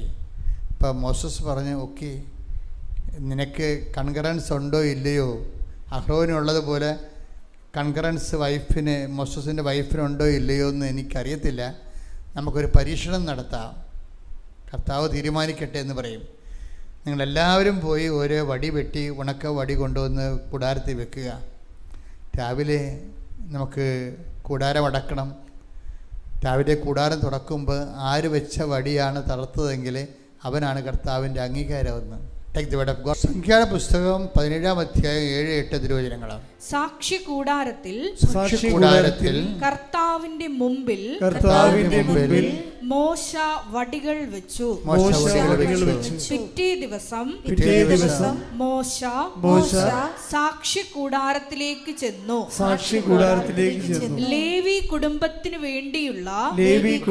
വേണ്ടിയുള്ള അഹ്റോന്റെ വടി മുള പൊട്ടി പൂത്ത് തളിർത്ത് ബദാം പഴങ്ങൾ കായ്ച്ചു നിന്നു. അപ്പോൾ ഒരു ദൈവികമായ നടപടിക്രമമാണത്. ജീവിതം കരിഞ്ഞുണങ്ങിപ്പോയ സംഭവമായിരിക്കാം, പക്ഷെ ദൈവം വന്ന് തൊടുമ്പോൾ ഇത് തളുത്ത് വരും. ആ ഒരു കോൺസെപ്റ്റിലാണ് നമ്മൾ പച്ച മെഴുകുതിരി കത്തിക്കണത്. ബദാം ഉണങ്ങിയ പടി ദൈവം തൊട്ട് ജീവിതമാണ് അതിൻ്റെ അകത്ത് കാണിക്കുന്നത്. നമ്മുടെ ജീവിതം ചിലപ്പോൾ പ്രതീക്ഷകൾ നഷ്ടപ്പെട്ട്, ജോലി ഇഷ്ടാതെ നീണ്ടു പോയി, കല്യാണം ഒത്താതെ നീണ്ടു പോയി, മക്കളില്ലാതെ നീണ്ടു പോയി, അങ്ങനെ കരിഞ്ഞു പോയി, സ്വപ്നങ്ങൾ കരിഞ്ഞു പോയി. അതിനെ ഉടമ്പടിയിൽ അവൻ പറയണ പോലെ നീ ചെയ്ത് കഴിയുമ്പോൾ ദൈവം നേരിട്ട് ഇടപെട്ടിട്ട് ഈ ജീവിതത്തെ അങ്ങ് തൊടും. അപ്പോൾ എന്തു ചെയ്യും ഇത്? അതുകൊണ്ടാണ് 22 കൊല്ലങ്ങളായിട്ട് മക്കളില്ലാത്തവരൊക്കെ എങ്ങനെ മക്കളെ കൊണ്ട് വരുന്നത് ഉടമ്പടി കഴിയുമ്പോൾ? ഈ മക്കൾ എവിടെയായിരുന്നു? 22. ഞാൻ തന്നെ അത്ഭുതപ്പെട്ടിട്ടുണ്ട്. ഞാൻ ഈ ശുശ്രൂഷയ്ക്ക് വരുന്നത് കരിസ്മാറ്റിക് മേഖലയിൽ നിന്നാണ് കർത്താവിനെ ഉടമ്പടിയിലേക്ക് കൊണ്ടുവരുന്നത്. അപ്പോൾ ആ കാലങ്ങളിലേക്ക് ഇവിടെ ധ്യാനം ഇവിടെ ഞാൻ 92 തുടങ്ങിയതാണ്. അന്ന് മുതൽ ധ്യാനമുണ്ട് ഇവിടെ. അപ്പോൾ ഇവിടെ തന്നെ ധ്യാനം തുടങ്ങിയത് 2000-ലാണ്. 2000 തൊട്ട് 2016 വരെ ഉടമ്പടി വരണം 2016-ലാണ്, 15-ൽ. അപ്പോൾ ആ കാലങ്ങളിലെല്ലാം ഇവിടെ ധ്യാനം നടക്കൊണ്ടായിരുന്നു. പക്ഷേ മക്കളില്ലാത്തവർക്ക് മക്കളുണ്ടാകുമായിരുന്നു. അത് 6 കൊല്ലം 7 കൊല്ലമേ ഉള്ളൂ. ഉടമ്പടി വരുമ്പോഴാണ് 24 കൊല്ലം 22 കൊല്ലം 23 കൊല്ലം ഭയങ്കര 3 ഇരട്ടി വ്യത്യാസം വന്നിരിക്കുകയാണ്. കർത്താവിൻ്റെ ഇടപെടലിന് 3 ഇരട്ടി വ്യത്യാസമാണ് ഉടമ്പടി വന്നിരിക്കുന്നത്. അപ്പോൾ എനിക്കത് മനസ്സിലാകും. പഴയ കാല ശുശ്രൂഷകളും പുതിയ കാല ശുശ്രൂഷയ്ക്ക് വന്നിട്ടുള്ള അപ്ഡേഷൻസ് എന്ന് പറയുന്നത് വല്ലാത്ത അപ്ഡേഷൻസാണ്. എന്ന് വെച്ച് കഴിഞ്ഞാൽ ഇത് വളരെ കാൽക്കുലേറ്റ് ചെയ്തിട്ട് പ്രൊഫഷണലായിട്ട് നമുക്ക് സെറ്റ് ചെയ്യാൻ പറ്റും. എന്താണ്? ദൈവസ്നേഹത്തോടെ, ദൈവപ്രത്യാശയോടെ, ദൈവസ്നേഹത്തോടെ, ദൈവവിശ്വാസത്തോടെ നമ്മൾ ജീവിതത്തെ അവൻ പറയണ പോലെ ചെയ്ത് കഴിഞ്ഞാൽ ദൈവം പെട്ടെന്ന് ടൈം ഷോട്ട് ചെയ്യും. ടൈം ഷോട്ട് മാത്രമല്ല, ലൈറ്റ് വെയ്റ്റിംഗ് ഉണ്ട്. വലിയ ഭാരപ്പെട്ട കാര്യങ്ങളൊക്കെ ഈസിയായിട്ട് ഇങ്ങനെ ലൈറ്റ് വെയിറ്റ് ചെയ്തു. പിന്നെ നോട്ട് ബൈ മെറിറ്റിൽ വർക്ക് ചെയ്യും. നമ്മുടെ കഴിവല്ലെങ്കിലും ദൈവത്തിൻ്റെ കൃപ കൊണ്ട് വർക്കൗട്ട് ചെയ്യും. പിന്നെ പ്രസൻസ് ഫീൽ ചെയ്യും. ഉടമ്പടിയുടെ മറ്റെല്ലാ ഈ മേഖലകളെല്ലാം നമുക്ക് പ്രാർത്ഥനകളുടെ പൊതു കാര്യമായിട്ട് പറയാമെങ്കിലും ഈ ഉടമ്പടിയുടെ തനത് യുണീക്നെസ് എന്ന് പറയുന്നത് ഇതിൻ്റെ പ്രസൻസാണ്. ഇപ്പം 43,000 സാക്ഷ്യങ്ങളാണ് ഇപ്പോൾ ഓൾറെഡി അപ്പ് ചെയ്തിരിക്കുന്നത്. യൂട്യൂബിൽ കിടപ്പുണ്ട്. 1-2 അല്ല, 43,000 സാക്ഷ്യങ്ങൾ ഓൾറെഡി നമ്മൾ എയറിൽ ഓൺ എയറായിട്ടുണ്ട്. ഈ എയറിലായിരിക്കുന്നതിൽ പകുതിയോളം സംഭവം പ്രസൻസാണ്. അമ്മ ചോദ്യങ്ങൾക്ക് ഉത്തരം പറഞ്ഞു തന്നു. എനിക്കറിയത്തില്ലായിരുന്നു അത്. അമ്മ പറഞ്ഞു, ഞാൻ എഴുതി പരീക്ഷയിൽ. അങ്ങനെ പറഞ്ഞില്ല. അതാണ് പ്രസൻസ് എന്ന് പറയുന്നത്. ആരോ എൻ്റെ ഉള്ളിൽ നിന്നെല്ലാം പറഞ്ഞു തരുന്ന പോലെ എനിക്ക് തോന്നി. അതൊക്കെ പ്രസൻസാണ്. അത് ഉടമ്പടിയുടെ മാത്രമായിട്ടുള്ള സംഭവമാണ്. വേറെ ഒരിടത്തും നമ്മൾ കേട്ടിട്ടില്ല, കണ്ടിട്ടില്ല. അതുകൊണ്ടാണ് ഞാൻ ഈ ഉടമ്പടിയുടെ കാര്യത്തിൽ നിങ്ങൾ കാർക്കശ്യമാകണം, കഥറിയാതെ ആട്ടം കാണരുതെന്നൊക്കെ പറഞ്ഞതിൻ്റെ കാരണം, ഞാൻ നിങ്ങളോട് രൂക്ഷവുമായിട്ട് കാർക്കശ്യമായിട്ടല്ല സംസാരിക്കണത്, സൗമ്യമായിട്ട് അങ്ങനെ സംസാരിക്കാറില്ല. അതിൻ്റെ കാരണം ഇതാണ്: ചെയ്യുന്നവൻ വെടിപ്പായിട്ട് ചെയ്യട്ടെ. ചെയ്യുന്നവൻ അത് വെടിപ്പായിട്ട് ചെയ്ത് കഴിഞ്ഞാൽ, അല്ലെങ്കിൽ നിങ്ങൾ ശ്രദ്ധയോടെ ചെയ്താൽ ഇതിന് നമുക്ക് വല്ലാത്ത ഫലങ്ങളാണ് ഉണ്ടാകുന്നത്. ഇപ്പം നിങ്ങൾ വാഴ നനയുമ്പോൾ ചീരയും നനയുമെന്ന് പറഞ്ഞുകൊണ്ട് ഇപ്പോൾ ഹസ്ബൻഡ് പറയും, നീ എടുക്ക്, അപ്പോൾ താനെടുക്ക്. നീ ഇങ്ങനെ വണ്ടി ഇരുന്ന് തന്നെ ഇതിങ്ങനെ തന്നെ സ്റ്റിയറിങ് വണ്ടി ഓടിച്ചോണ്ട് പോകണമെങ്കിലും താനെടുക്ക്, നീ എടുക്കുന്ന പറഞ്ഞൊക്കെ കൈവിട്ട കളിയാണ് ചില ആൾക്കാർക്ക്. ഇപ്പോൾ അവസാനം ഇവിടെ വരുമ്പോൾ അവസാനം നീ എടുക്കുന്ന ആക്കിയിട്ട് ഭർത്താവ് സ്വരം ഉണ്ടാക്കിയിട്ട് പറയും, നീ തന്നെ എടുക്കാൻ പറയും. എന്താണ് ഇയാൾക്കിടയ്ക്ക് സ്മോളൊക്കെ അടിക്കണം. അപ്പോൾ അതുകൊണ്ട് വൈഫിൻ്റെ പേരിൽ കൊണ്ടുപോയി ഉടമ്പടി കെട്ടിവെക്കും. ഇവൻ്റെ കാര്യത്തിൽ ഇപ്പം തന്നെ തീരുമാനമായിട്ടുണ്ട്. നീ അധികം വിഷമൊന്നും ഇറക്കരുത്, നിൻ്റെ കാര്യത്തിൽ തീരുമാനമായിട്ടുണ്ട്. അല്ലെങ്കിൽ നീ മാനസാന്തപ്പെട്ടിട്ട് ഇന്ന് തീരുമാനം മാറ്റണം. എന്താണ്? വൈഫ് ഉടമ്പടി എടുത്തോട്ടെ, ഞാൻ അവളെപ്പോലെ തന്നെ ജീവിക്കും. അതാണ് പ്രശ്നം. അല്ലാതെ നമ്മൾ എന്താണ് കുരങ്ങനെ കൊണ്ട് ചുടുപായസം കോരിച്ചോളാന്ന് വെച്ച് കഴിഞ്ഞാൽ ചിലപ്പോൾ അന്തരാളം വരെ കരിഞ്ഞു പോകാൻ സാധ്യതയുണ്ട്. അപ്പോൾ ഇതുപോലെയുള്ള മുട്ടാപ്പോക്കുകളൊന്നും ഇതിൻ്റെ വരരുത്. നീ ദൈവത്തിനെ അനുഭവിക്കുന്നതിനും ദൈവത്തിലേക്ക് ജീവിക്കുന്നതിനും മുട്ടാപ്പോക്ക് പറഞ്ഞാൽ അതിൻ്റെ അർത്ഥം ദൈവം ഇതുപോലെ കണ്ടീഷനാക്കി കളയും. അതുകൊണ്ട് നിങ്ങൾ ഉടമ്പടി എന്ന് പറയുന്ന വലിയ സംഭവം ദൈവം വളരെ ഇത്രയധികം പ്രൂവൻ ഫാക്റ്റായിട്ട് നിങ്ങൾക്ക് ലോകത്തിൽ ഒരു പ്രാർത്ഥനയ്ക്ക് 43,000 രൂപ അത് ലൂർദിൽ പോലും കാണത്തില്ല. 43,000 സാക്ഷ്യം റെക്കോർഡഡ് അല്ല അത്. അതാണ് പ്രശ്നം. ഇതങ്ങനെയല്ല, ഇത് ഏറെക്കുറെ റെക്കോർഡാണ്, റിട്ടേണായിട്ട് ഞങ്ങളുടെ കയ്യിലുണ്ട്. നല്ല കാലങ്ങളിൽ ഇതൊക്കെ മാതാവിൻ്റെ പ്രത്യക്ഷീകരണ സഭ ഏറ്റെടുക്കുന്ന കാലത്ത് ഞാൻ കഴിഞ്ഞ ദിവസങ്ങളിൽ ബ്രിട്ടീഷ് മ്യൂസിയത്തിൽ പോയി. അവിടെ ധ്യാനിപ്പിക്കാൻ പോയപ്പോൾ ഒരിടത്തൊരു സമയമെടുത്ത് ബ്രിട്ടീഷ് മ്യൂസിയം ലോകത്തിലെ ഏറ്റവും വലിയ മ്യൂസിയമല്ലേ. അപ്പോൾ ഞാനവിടെ പോയി എല്ലാം നോക്കിക്കണ്ട് മനസ്സിലാക്കി how to set a museum, എങ്ങനെ മ്യൂസിയം. ഇപ്പോൾ ഒരു കാലത്ത് ഈ പ്രത്യക്ഷീകരണം വലിയൊരു വിഷയമായി മാറുന്ന കാലത്ത് നടന്ന കാര്യങ്ങളെല്ലാം മ്യൂസിയമായിട്ട് സെറ്റ് ചെയ്യും നമ്മൾ. എന്തെല്ലാം കാര്യങ്ങളാണ് നടന്നതെന്നത്. അപ്പം അതുകൊണ്ട് തന്നെ ഇത് നിസ്സാരമായൊരു ടൈമിൽ വിഷയമല്ല, ദൈവത്തിൻ്റെ ഒരു അന്തർദേശീയ വിഷയമാണ് മരിയൻ ഉടമ്പടി. പ്രാർത്ഥിക്കുക. കർത്താവായ ദൈവമേ, കർത്താവായ ദൈവമേ, അങ്ങ് എന്നെ ഇവിടെ കൊണ്ടുവന്നിട്ടുണ്ടെങ്കിൽ പരിശുദ്ധമ്മ പ്രത്യക്ഷപ്പെട്ട മണ്ണിലെ ചവിട്ടാൻ ദൈവം അനുവദിച്ചിട്ടുണ്ടെങ്കിൽ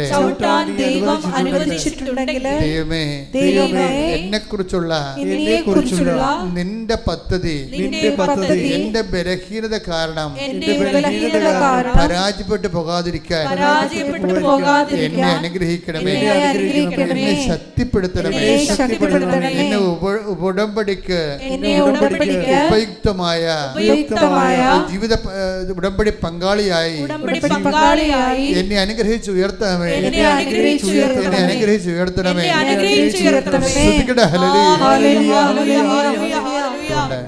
തൻ്റെ സാന്നിധ്യം ആരാധന നൽകിക്കൊണ്ട് തൻ്റെ അമ്മയെ നിന്റെ അടുത്തേക്ക് വിടുകയാണ്. എന്തിനാണ്? നിൻ്റെ കണ്ണുനീര്. അവർക്ക് വീഞ്ഞില്ല, അവർക്ക് വേദനയാണ്, അവർക്ക് സൗഖ്യമില്ല, അവർക്ക് രോഗമാണ്, അവർക്ക് ജോലിയില്ല, അവർക്ക് അവരുടെ വിവാഹം ഒത്തുവരുന്നില്ല, അവരുടെ ജീവിതത്തിലെ പ്രശ്നങ്ങളാണ്, അവർക്ക് സമാധാനമില്ല, സാമ്പത്തിക തകർച്ചയാണെന്നൊക്കെ പറയുന്ന സമയമാണ്. ശ്രുതികട്ടെ, ശ്രുതികട്ടെ.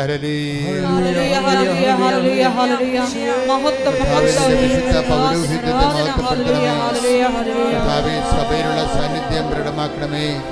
അമ്മേ പരിശുദ്ധ അമ്മേ ദേവമാതാവേ, അമ്മേ പരിശുദ്ധ അമ്മേ ദേവമാതാവേ, ഈ ഗ്രൗണ്ടിന് പുറത്ത് പ്രാർത്ഥിക്കുന്നുണ്ട് ഈശോയെ.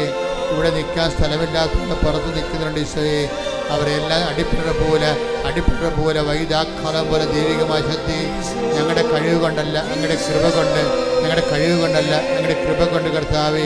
ആ മക്കളെ ജീവിതത്തിൽ തളർന്നിരിക്കുന്ന കർത്താവേ, ഓരോരോ കാര്യങ്ങൾ ചെയ്തും പരാജയപ്പെട്ടും അവർ ഓരോ കാര്യങ്ങൾ പരീക്ഷ നോക്കിയും ഇനി എന്ത് ചെയ്യാൻ പറ്റുമെന്നറിയാതെ വേദന ചങ്കലാപ്പോടെ അന്തം മുട്ടി കർത്താവ് മൊഴി അങ്ങയുടെ ദിവസത്തിൻ്റെ കണ്ണീരോടെ നിൽക്കും.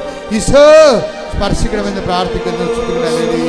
എൻ്റെ കർത്താവിൻ്റെ ഉന്നതമായ നാമത്തിൽ സഭയുടെ അധികാരം, എൻ്റെ കർത്താവിൻ്റെ ഉന്നതമായ നാമത്തിൽ സഭയുടെ അധികാരത്തെക്കുറിച്ചുള്ള അടയാളത്തിൽ ദൈവശക്തിയാൽ മാരക രോഗങ്ങള്, തീരാവേദികള്, ജീവിത ദുരിതങ്ങള് യേശുവിന്റെ നാമത്തില് കൃപാസ്ഥാനത്താറെ ജീവനോടെ പ്രത്യക്ഷപ്പെട്ട പരിശുദ്ധയുടെ മധ്യസ്ഥത്തില് മാരക രോഗങ്ങള്, തീരാവേദികള് യേശുവിന്റെ നാമത്തിൽ, കടരോഗങ്ങള്, ഹൃദയരോഗങ്ങള്, കിഡ്നി രോഗങ്ങള്, ഹൃദയരോഗങ്ങള്, ക്യാൻസർ രോഗങ്ങള്, ഉച്ച മുതല് ഉള്ളംകാലം വരെ കർത്താവിന്റെ രക്തം പടരട്ടെ. യേശുവിന്റെ നാമത്തില് മാരക രോഗങ്ങള്, തീരാവേദികള് യേശുവിന്റെ നാമത്തില് മാറിപ്പോകട്ടെ.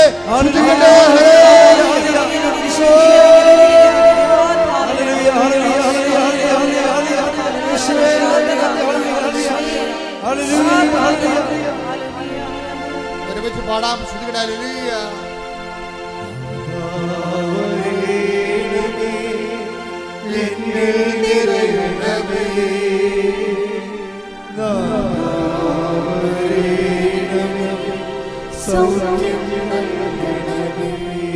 വരണമേ,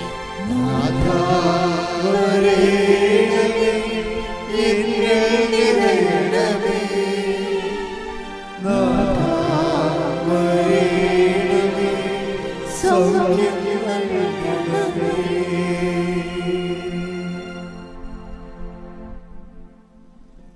ഒരു മാലാഖ ചിറക് വിടർത്തി പുറകിൽ നിന്നുകൊണ്ട് നിങ്ങളുടെ ശിരസിൽ കൈവച്ച് ദൈവ അനുഗ്രഹം തരുന്ന സന്ദേശമാണ്. ഒരു മാലാഖ ചിറക് വിടർത്തി പുറകിൽ നിന്നുകൊണ്ട് നിങ്ങളുടെ പുറകിൽ നിന്നുകൊണ്ട് മുന്നിലേക്ക് ആദ്യം നിങ്ങളുടെ രണ്ട് കൈകൾ നിങ്ങളുടെ ശിരസിൽ കൈവച്ചുകൊണ്ട് ദൈവം അനുഗ്രഹിക്കുന്ന നിമിഷത്തിൽ സ്വർഗത്തിന്റെ സാന്നിധ്യമാണ്. ശ്രുതികട ഹല്ലേലൂയ ഹല്ലേലൂയ ഹല്ലേലൂയ ഹല്ലേലൂയ ഹല്ലേലൂയ.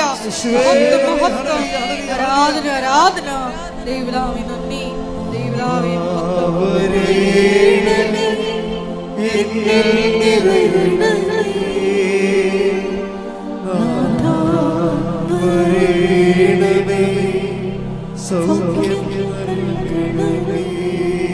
എൻ്റെ പ്രിയമക്കളെ, ഇതിൻ്റെ സന്ദേശം, ഈ സന്ദേശത്തിൻ്റെ അർത്ഥം, ഈ ശുശ്രൂഷ ദൈവം അംഗീകരിച്ചിരിക്കുന്നു.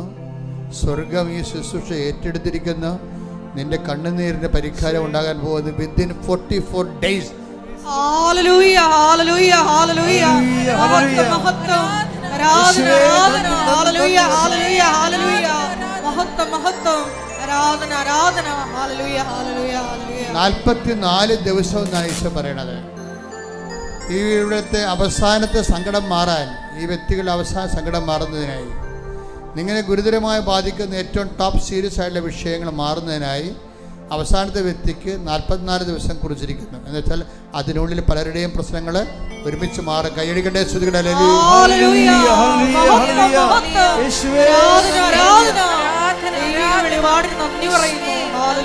സ്വസ്ത്ര ഗാനങ്ങൾ, ശ്രുതികട ഹല്ലേലൂയ, സ്വസ്ത്ര ഗാനങ്ങൾ പാടിപ്പുകഴുത. ശ്രുതികട ഹല്ലേലൂയ, സന്തോഷത്തോടെ, നന്ദിയോടെ,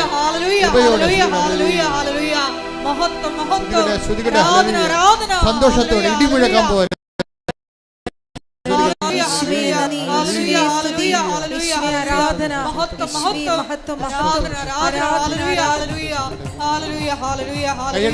കൈയടിച്ചുകൊണ്ട് സന്തോഷത്തോടെ, നന്ദിയോടെ ദൈവം ഈ നിമിഷം പാടുമ്പോൾ പ്രാർത്ഥിക്കുമ്പോൾ നിങ്ങളുടെയൊക്കെ സൗഖ്യം നൽകാൻ പോകുന്നു, സത്യം നൽകാൻ പോകുന്നു. കർത്താവ് ഇറങ്ങി വന്ന് എന്നെ അനുഗ്രഹിക്കാൻ പോകുന്നു. അടിപ്പെടുന്ന ധ്വമയും കർത്താവ് നമ്മുടെ ഇടയിലൂടെ സഞ്ചരിച്ചുകൊണ്ട് എനിക്ക് ഏറ്റവും ഇഷ്ടപ്പെട്ട ഇപ്പോൾ കർത്താവ് നൽകിയത്, ഒരു മാലാഖ നിങ്ങളുടെ പുറകിൽ നിന്നുകൊണ്ട് തൻ്റെ കൈകളും കൊണ്ട് നിങ്ങളെ ആശീർവദിക്കുന്നതാണ്. ഇപ്പോൾ ദൈവം നിങ്ങളുടെ വിഷയങ്ങളെ ഏറ്റെടുക്കുകയും നിങ്ങളെ സന്ധിക്കുകയും, അത് divide of your merits and ഡീമെരിറ്റ്സ്. അതാണ് ആ മെസ്സേജിൻ്റെ പോക്ക്. നിങ്ങളുടെ യോഗ്യതയും അയോഗ്യതയും നോക്കിയല്ല കർത്താവ് തൻ്റെ not by merit but by grace ആണ്.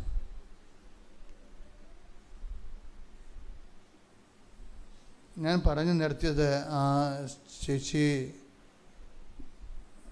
ലിസി എന്ന് പറഞ്ഞ ചേച്ചിയുടെ സാക്ഷ്യങ്ങളാണ്. ദൈവം ഒന്ന് മനസ്സ് വെച്ചാൽ മതി, ആ സെക്കൻഡിലെ വിഷയം എല്ലാം മാറി മറിയും. ഇപ്പം ലിസി എൻ്റെ അടുത്ത് ഇങ്ങനെ ക്യൂ നിന്നല്ലേ ആൾക്കാർ വരണം. ഒരാൾക്ക് 5 സെക്കൻഡാണ് കിട്ടണത് പ്രാർത്ഥിക്കാൻ. 5 or 10 കിട്ടും ചിലപ്പോൾ. ഇപ്പം ഞാനൊരു വിഷയം പറയും, ടോപ്പ് സീരിയസ് വിഷയം പറയാൻ പറയും. കാര്യം അത് ആ സമയത്ത് ടോപ്പ് സീരിയസ് എന്ന് പറയുമ്പോൾ വളരെ നിറഞ്ഞ അഭിഷേകം നിൽക്കുമ്പോൾ ജസ്റ്റ് അത് കേട്ടാൽ മാത്രം മതി. ഇപ്പം ലിസി ഒരിക്കലും പറയാത്ത കാര്യം, പറയേണ്ടെന്ന് വിചാരിച്ച കാര്യം, മറന്നുപോയ കാര്യമാണ്. ജീവിതത്തിൽ അനുഭവിച്ച ആ വിഷയം മറന്നുപോയി. അതൊരു കരിഞ്ഞ ഉണങ്ങിക്കരിഞ്ഞ വടി പോലെയാണ് അമേരിക്കൻ സ്വപ്നം. പക്ഷേ ഇവർ എൻ്റെ അടുത്ത് വന്നപ്പോൾ ഉടനെ പറയണ, അച്ഛാ എനിക്ക് മക്കൾക്കും US പോയി വർക്ക് ചെയ്യണമെന്ന്. That's okay, blessing. അത്രയേ ഉള്ളൂ. തീർന്നു, ആ വിഷയം തീർന്നു. ഇത് 18 കൊല്ലമായി ഇതിന് ട്രൈ ചെയ്യണത്. പിന്നെ അത് എടുത്തി, അത് ആ വിഷയം മറന്നുപോയെന്ന്. അങ്ങനെ വിഷയം തനിക്കുള്ള കാര്യം മറന്നുപോയി. അതാണ് കരിഞ്ഞ വടി എന്ന് പറയുന്നത്. പക്ഷേ ഈ ബ്ലെസ്സിങ്ങോടുകൂടി പിറ്റേ ദിവസം ഇവരെന്ത് സംഭവിച്ചെന്നാൽ, ആരോ ഇവരോട് പറയണ ഉള്ളിരുന്ന്. അതാണ് പ്രസൻസ് എന്ന് പറയണത്. ഉടമ്പടിയുടെ മെയിൻ സംഭവം പ്രസൻസ് ആണ് കേട്ടോ. നോട്ട് ബൈ മിനിറ്റിൽ ഇത് വർക്ക് ചെയ്യും, ടൈം ഷോർട്ടറിങ് ഉണ്ടാവും, ലൈറ്റ് വെയിറ്റിംഗ് ഉണ്ടാവും. Above all it's a matter of presence. ആരോ ഇവിടെ ഉള്ളിൽ നിന്ന് പറയുകയാണ്, നീ അമേരിക്കൻ എംബസിക്ക് എഴുതാൻ. അപ്പോൾ ഇവർ അമേരിക്കൻ എംബസിക്ക് എന്ത് എഴുതാനാണ്? എനിക്ക് വിസ തരണമെന്ന്. അവരുടെ കയ്യിൽ വിസ ആപ്ലിക്കേഷൻസ് കിടക്കണ എത്രയാണെന്ന് അറിയാമോ? ചിലപ്പോൾ 10-30 ലക്ഷം പേര് ലോകത്തിൽ നിന്ന് മുഴുവനുമായിട്ട് വിസയ്ക്ക് വേണ്ടി ആപ്ലിക്കേഷൻ ചെയ്യുന്നുണ്ട്. നോർമൽ പ്രോസസ്സിൽ ഇവർക്ക് കിട്ടാൻ നോർമൽ പ്രോസസ്സ് ഇവരത് സ്വീകരിക്കുകയാണെങ്കിൽ തന്നെ ഇവർക്ക് കിട്ടാൻ സാധ്യത 27-ലാണ്. ഇവരെന്താ എഴുതണത്? ഞാൻ ഈ രാജ്യത്ത് നിങ്ങളുടെ രാജ്യത്ത് വന്ന് ജോലി ചെയ്യാൻ വേണ്ടിയാണ് പഠിച്ചത്, പക്ഷെ നിർഭാഗ്യവശാൽ നിങ്ങൾ എനിക്ക് വിസ തന്നില്ല. അതാണ് ഇമെയിലിൽ അവർ എഴുതുന്നത്. നിർഭാഗ്യവശാൽ എന്താണ് കാര്യം, എന്തുകൊണ്ട് നിങ്ങൾ എനിക്ക് വിസ തരുന്നില്ല? രണ്ടാമത്തെ കാര്യം, അപ്പം ഇത് എന്തുകൊണ്ട് നിങ്ങൾ എനിക്ക് വിസ തരുന്നില്ല എന്നുള്ള ചോദ്യം വിസ തരാനുള്ള മെറിറ്റല്ല, അത് അവരെ പ്രകോപിപ്പിക്കുകയുള്ളൂ ശരിക്കും പറഞ്ഞാൽ. പക്ഷെ അവർക്ക് എന്താ എഴുതേണ്ടതെന്ന് അറിയത്തില്ല. അതാണ് പ്രശ്നം. എന്താ എഴുതേണ്ടതെന്ന് അറിയത്തില്ല. ഒരു സ്റ്റോറി സഞ്ചരിക്കണ വഴി കണ്ടില്ലേ? രണ്ടാമത്തെ വിഷയം, എൻ്റെ കുഞ്ഞിനെ എനിക്ക് US പഠിപ്പിക്കണം. അപ്പം അതും ഒരു വിസ ഇവർക്ക് കൊടുക്കാനുള്ള ന്യായമല്ല. കാനഡയിൽ നിന്ന് കുഞ്ഞിനെ വേണമെങ്കിൽ അവർക്ക് ട്രെയിനുണ്ട്, ട്രെയിനിൽ വിട്ട് ഞാനും കാനഡയുടെയും അമേരിക്കയുടെയും ബോർഡറിൽ പോയതാണ്. അപ്പോൾ അവിടെ നമ്മുടെ ഇപ്പോൾ നിങ്ങളുടെ നാടും അടുത്ത നാടുമായിട്ട് എങ്ങനെ കിടക്കുന്നു അതുപോലെ കിടക്കുകയാണ്. അപ്പോൾ ട്രംപ് ഇപ്പോൾ വലിയ മതിലൊക്കെ കെട്ടിയിട്ടുണ്ട്. കാര്യം ആൾക്കാർ ചാടി ഇതിനകത്ത് വരാതിരിക്കാൻ വേണ്ടി അവിടെ പട്ടാളക്കാരൊക്കെ ഷൂട്ട് ചെയ്യാൻ വേണ്ടി നിർത്തിയിട്ടുണ്ട്. അപ്പോൾ അത്രയേ ഉള്ളൂ കാര്യങ്ങൾ. പക്ഷെ എന്നാലും ആൾക്കാർ ഏജൻസിനൊക്കെ ഇട്ട് ചില ഔദ്യോഗികമല്ലാത്ത രീതിയിലൊക്കെ ട്രാഫിക് അവിടെ നടക്കുന്നുണ്ട്. പല സ്ഥലങ്ങളിലും ഫോറസ്റ്റ് ഏരിയയിലൊക്കെ നടക്കാറുണ്ട്. അതാണ് അവരങ്ങനെ കുറേ ആൾക്കാരുള്ളതുകൊണ്ടാണ് ട്രംപ് അവർ പോകണം എന്ന് പറഞ്ഞ് ബഹളം ഉണ്ടാക്കുന്നത്. അവരവർക്ക് കൈയും കാലൊക്കെ വെച്ച് കെട്ടി വിമാനത്തിൽ പാക്ക് ചെയ്ത് വിടാൻ നമുക്ക് കണ്ടില്ലേ? അതാണ് സംഭവം. ഇങ്ങനെ ഫോറസ്റ്റ് ഏരിയയിലൂടെ അകത്ത് കിടക്കുന്ന ആൾക്കാരും ചെയ്യണത്. അപ്പോൾ അപ്പോൾ ഇവരോട് പറഞ്ഞു നിൻ്റെ മകളെ അവിടെ പഠിപ്പിക്കണമെന്ന് ഇവർ പറയണത്. അവളിപ്പോൾ 12 വയസ്സായി, അവൾക്ക് 1 വയസ്സുള്ളപ്പോൾ തൊട്ട് ഞാനിത് വേണ്ടി ട്രെയിനാണ്. 18 കൊല്ലമായിട്ട് ഇപ്പോൾ എനിക്ക് നിങ്ങളുടെ ഏത് റിപ്പോർട്ടൊന്നും കിട്ടിയിട്ടില്ല. ഇങ്ങനെ ഇവർ കെയർലെസ് ആയിട്ട് അവർക്ക് കേട്ട പ്രകോപനം തോന്നുന്ന രീതിയിലും സമാധാനം അവർക്കതേ അറിയാൻ പാടുള്ളൂ. നിങ്ങൾ എഴുതുന്ന സാധനം നെഗറ്റീവാണ് എഴുതുന്നത്, നിൻ്റെ എഴുതുന്നതിന്. പക്ഷേ അമ്മ ഈ സാധനം എഴുതി വിട്ട് കഴിയുമ്പോൾ നമ്മൾ എഴുതുന്നത് നെഗറ്റീവാണെങ്കിലും ത്രൂ മേരിയാണിത് പോണത്. അത് അമ്മ അത് പോസിറ്റീവാക്കി കളയും. അത് ഭയങ്കര രസമാണ്. അപ്പോൾ എന്ത് വിഷയം എന്ന് പറയണത്, ഇവരിങ്ങനെ 2 കാര്യങ്ങൾ പറഞ്ഞ 2 കാര്യവും ഉടങ്കലി നയങ്ങളാണ്. ഇവർക്ക് വിസ കൊടുക്കാൻ പറ്റിയ ന്യായങ്ങളല്ല. പക്ഷേ പിറ്റേ ദിവസം ഉച്ചയായപ്പോൾ എംബസിയിൽ നിന്ന് ഇവർക്കൊരു ഇമെയിൽ വരും, നിങ്ങളുടെ വിസ ഇപ്പോൾ പ്രോസസ്സിങ് ആയെന്ന്. നമ്മൾക്ക് കേട്ടാൽ ഞെട്ടിപ്പോവും. പക്ഷെ ഞെട്ടേണ്ട കാര്യമില്ല. ഇതാണ് ഉടമ്പടി എന്ന് പറയുന്നത്. ടൈം ഷോർട്ടനിങ് എന്നാണ്. 18 കൊല്ലമാണ് വെറും 18 മിനിറ്റായിട്ട് ഷോർട്ട് ചെയ്യണത്. അതാണ് നോട്ട് ബൈ മെറിറ്റ്. ഇവർക്കൊരു മെറിറ്റുമില്ല. മകളെ പഠിപ്പിക്കണം എന്നുള്ളത് മെറിറ്റാണോ? അല്ലെങ്കിൽ ഇവർ ഇത്രയും നാൾ വിസ ഇവർക്ക് കിട്ടിയില്ല എന്നുള്ളത് ഡീമെറിറ്റാണ്. നമ്മൾ വിസ പ്രോസസ്സിങ്ങിനൊക്കെ വിസയുടെ ഇൻ്റർവ്യൂവിന് പോകുമ്പോൾ അവർ പാസ്പോർട്ട് നോക്കിയിട്ട് നമ്മുടെ ഹിസ്റ്ററി ചെക്ക് ചെയ്യുമ്പോൾ ഏതെങ്കിലും രാജ്യത്ത് നമുക്ക് വിസ റിജക്റ്റ് ചെയ്തിട്ടുണ്ടെങ്കിൽ അതാണ് നമ്മുടെ ഡീമെറിറ്റ് എന്ന് പറയണത്. ഇപ്പോൾ എന്താ പ്രശ്നം, എവിടെ എനിക്ക് ഫ്രാൻസിലെ വിസ പണ്ട് റിജക്റ്റ് ചെയ്തിട്ടുണ്ട്. അപ്പോൾ നമ്മളതിന് മറുപടി പറയണം, എന്തുകൊണ്ടാണ് ഫ്രാൻസിലെ വിസ റിജക്റ്റ് ചെയ്തതെന്ന് പറയണം. അത് ന്യായമായിട്ട് അവർക്ക് തോന്നിയില്ലെങ്കിൽ ഈ വിസ നമുക്ക് തരത്തില്ല. അത് ന്യായം. അപ്പോൾ അതുകൊണ്ടാണ് ഭയങ്കര പാടാണ് ശരിക്കും പറഞ്ഞത്. അപ്പോൾ ഇവരോട് ഇവർ പറഞ്ഞിരിക്കണെല്ലാം നെഗറ്റീവാണ്, മെറിറ്റ് അല്ലെങ്കിലും അമ്മ ത്രൂ മേരി ഇത് വിടുമ്പോൾ റെക്ടിഫൈ ചെയ്തേ വിടത്തുള്ളൂ. ഇതിൻ്റെ സ്പെല്ലിംഗ് മിസ്റ്റേക്ക് എല്ലാം തിരുത്തി പ്രസൻറ്റബിൾ ആക്കിയത്. അമ്മ എന്താണെന്ന് ഇപ്പോഴും എനിക്ക് പിടിയിട്ടില്ല. ഞാൻ അമ്മയെ നേരെ കണ്ടാളെന്നൊക്കെ പറഞ്ഞ് കറക്റ്റാണ്, പക്ഷേ ഇതിലൊക്കെ അമ്മ ആരാണെന്ന് പിടിയിട്ടില്ല. അത്രയ്ക്ക് വേറെ വിഷയമാണ്. ഇത് റീഫോർമാറ്റ് ചെയ്യും നമ്മുടെ കത്തുകൾ. പ്രസൻസിലിരുന്നുകൊണ്ട് ഇതിൻ്റെ ഏത് സ്പെല്ലിങ്ങാണ്, ഏത് സെൻറ്റൻസാണ് എഴുതേണ്ടത്, എന്നിട്ട് ഇത് പ്രസൻറ്റ് ചെയ്യുമ്പോൾ ഇത് പ്രസൻറ്റബിൾ ആക്കും. അവർക്ക് ഇവരുടെ ഇത് വായിച്ചപ്പോൾ തന്നെ അവർ പെട്ടെന്ന് എടുത്ത് പ്രോസസ്സിന് കൊടുത്തു, ഗ്രീൻ കാർഡിൻ്റെ പ്രോസസ്സിലേക്ക് കൊടുത്തു. പിന്നെ പെട്ടെന്നാണ് ഇവർക്ക് മെഡിക്കൽ കെയർ നടക്കണത്, ഇൻ്റർവ്യൂ നടക്കണത്. അതിനുശേഷം മെഡിക്കൽ നടക്കും. പെട്ടെന്നല്ല അത് അതായത് 3-4 കൊല്ലം എടുത്ത് 2-3 കൊല്ലമൊക്കെ എടുത്ത് നടത്തേണ്ട പ്രോസസ്സെല്ലാം ഒരാഴ്ച മെഡിക്കൽ, ഒരാഴ്ച ഇൻ്റർവ്യൂ, അടുത്ത ആഴ്ച മെഡിക്കൽ, പെട്ടെന്നാണത്. അതാണ് ടൈം ഷോർട്ടനിങ് എന്ന് പറയണത്. സമയമായില്ലെന്ന് പറഞ്ഞാൽ അവൻ പറയണ പോലെ ചെയ്യുമ്പോൾ ടൈം ആകാത്ത സമയം ചുരുങ്ങി വരും. അതാണ് ടൈം ഷോർട്ടനിങ്. അതുപോലെ തന്നെ ലൈറ്റ് വെയ്റ്റിങ്, എന്നുവെച്ചാൽ വലിയ ഭാരമുള്ള നടക്കാത്ത കാര്യം, 18 കൊല്ലം നടക്കാത്ത കാര്യം ചുമ്മാ ഇങ്ങനെ തൂവൽ പോലെ നടക്കും, ലൈറ്റ് വെയ്റ്റിംഗ് ആയിട്ട് നടക്കും. ഇതല്ല. പക്ഷേ അപ്പോൾ നമ്മൾ ഉടമ്പടി ശ്രദ്ധിക്കേണ്ടത്, ഉടമ്പടിയും നമ്മൾ ലൈറ്റ് വെയ്റ്റിംഗ് ആയിട്ട് ചെയ്യണം. മനസ്സിലായില്ലേ? ഇത് എപ്പോഴും നമ്മൾ ഉടമ്പടി എന്താ ഭാരച്ചുരുക്കത്തിൽ ചെയ്യണം. ഭാരച്ചുരുക്കത്തിൽ ഉടമ്പടി ഭാരച്ചുരുക്കം നമുക്ക് അനുഭവിക്കണം എന്നുണ്ടെങ്കിൽ നമ്മൾ ഉടമ്പടി ആക്ടിവേറ്റ് ചെയ്യുമ്പോൾ അതും ഭാരച്ചുരുക്കത്തിൽ ചെയ്യണം. അപ്പോൾ എങ്ങനെ ഭാരച്ചുരുക്കത്തിൽ ചെയ്യണത്? ഞാൻ പത്രം കൊടുത്ത് അവരും അല്ല എന്നെ തന്തക്ക് വിളിക്കുക, അയ്യോ എന്നാൽ അവർക്ക് കൊടുക്കണ്ട, ഇവർക്ക് കൊടുത്തേക്കാം. അതാണ് ഭാരം എന്ന് പറയണത്. മനസ്സിലായില്ലേ? നിങ്ങൾക്ക് വിലക്കും പണി കിട്ടണമെന്ന് വെച്ചാൽ പണി ഇരന്ന് മേടിക്കണതാണ്. നിങ്ങൾ ദൈവത്തിൻ്റെയൊക്കെ ഒന്ന് ചെയ്യാൻ പറ്റാത്ത കാര്യം ചെയ്തിട്ട് കിടന്ന് മോങ്ങണതാണ്. ഇത് ദൈവസ്നേഹമുള്ളവനാണെങ്കിൽ അവൻ ആരാണ്? ഒരു വ്യക്തിയെ കാണുമ്പോൾ നിങ്ങൾക്ക് ആരാണെന്ന് തോന്നണം. അവൻ പഞ്ചായത്ത് പ്രസിഡൻ്റാണ്, പാർട്ടി സെക്രട്ടറി ആണെന്നല്ല തോന്നേണ്ടത്. അവൻ യേശുക്രിസ്തുവിൻ്റെ വിശുദ്ധമായ രക്തം ഈ ഭൂമി വീണിട്ട് 2000 കൊല്ലമായി, ഇന്ന് വരെ വീണ്ടെടുക്കപ്പെടാത്തൊരു വ്യക്തിയാണത്. എൻ്റെ ഉത്തരവാദിത്തമാണ് അവനെ വിശ്വാസത്തിലേക്ക് കൊണ്ടുവരേണ്ടത്. അതാണ് അവൻ. കൈയടിക്കട്ടെ, ശ്രുതികട.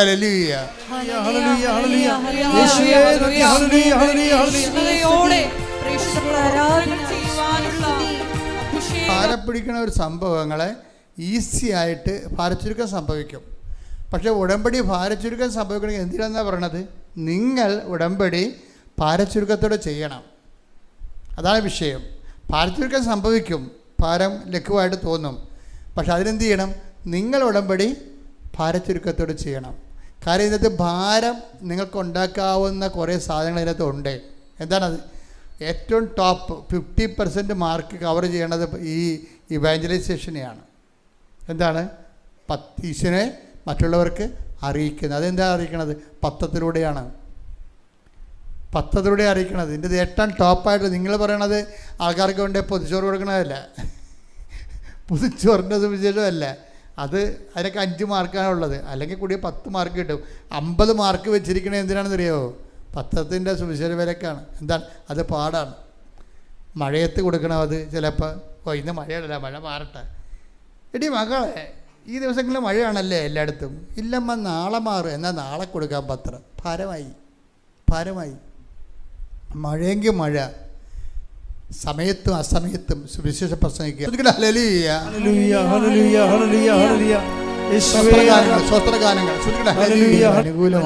അല്ലെങ്കിലും ജാഗരൂകതയോടെ വർത്തിക്കുക.